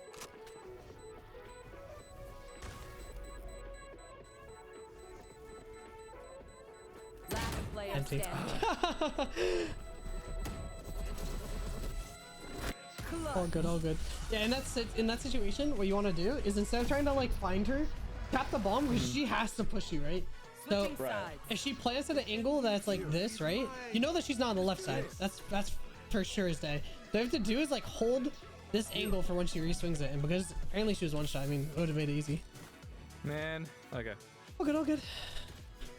It's a learning experience.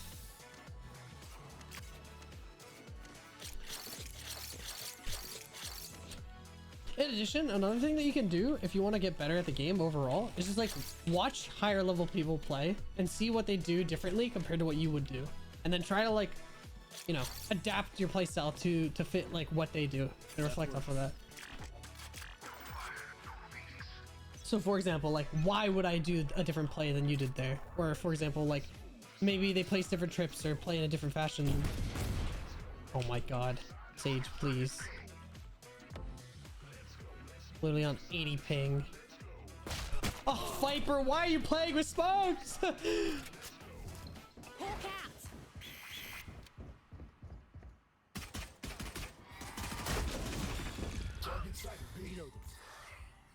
One in spawn.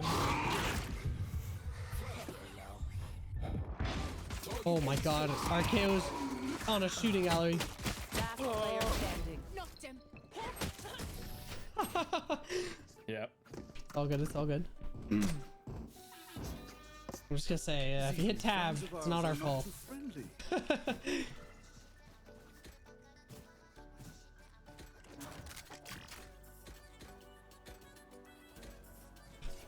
Go, 4100. From the looks of it, we just gotta fight them, be safe, because their Viper's playing around smokes in mid. Their Sage is, I don't know, it's doing Sage things. Who will I spot first?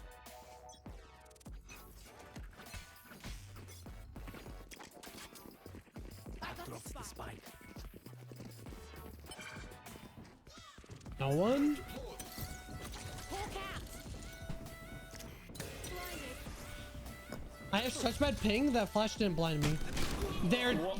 Oh my god. Why is she sticking the ball? B.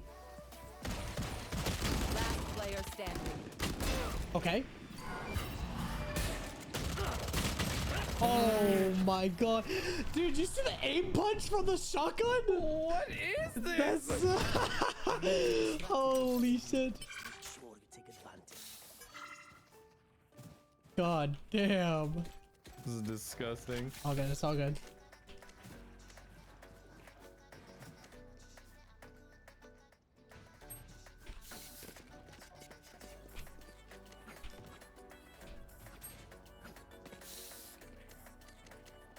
Focus now. Alrighty. Eyes off me. This is our round. This is it. Also, Oh. Enemy spotted B. Seek them out. You're just leaving, Spike.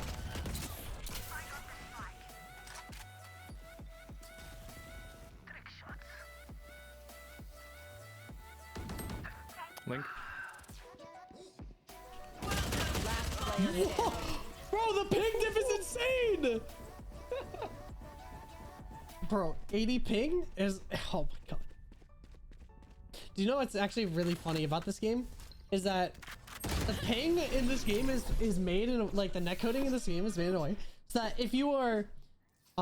if you have really low ping, you have an advantage over somebody who's like 60 to 80 ping, right? Yeah. Once that number goes above 80 to into the hundreds, the person with the 100 ping actually has an advantage swinging onto somebody with a low ping. What? It's really backwards, but yeah. But it's only when they swing onto the person with low ping. If the person with low ping swings onto them, the person with low ping has advantage. That's why if you've been watching me, I've just been running it down, wide swinging everything because I can't play normally. Enemy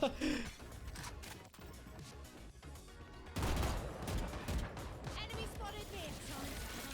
What the?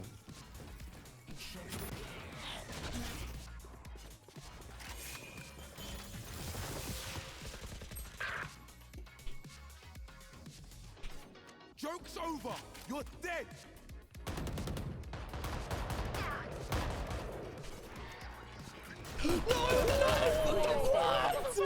Spike down A. No way.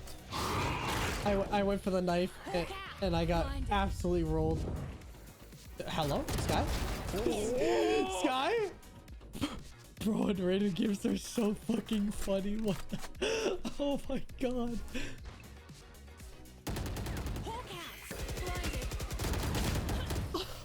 What is happening in these games, dude?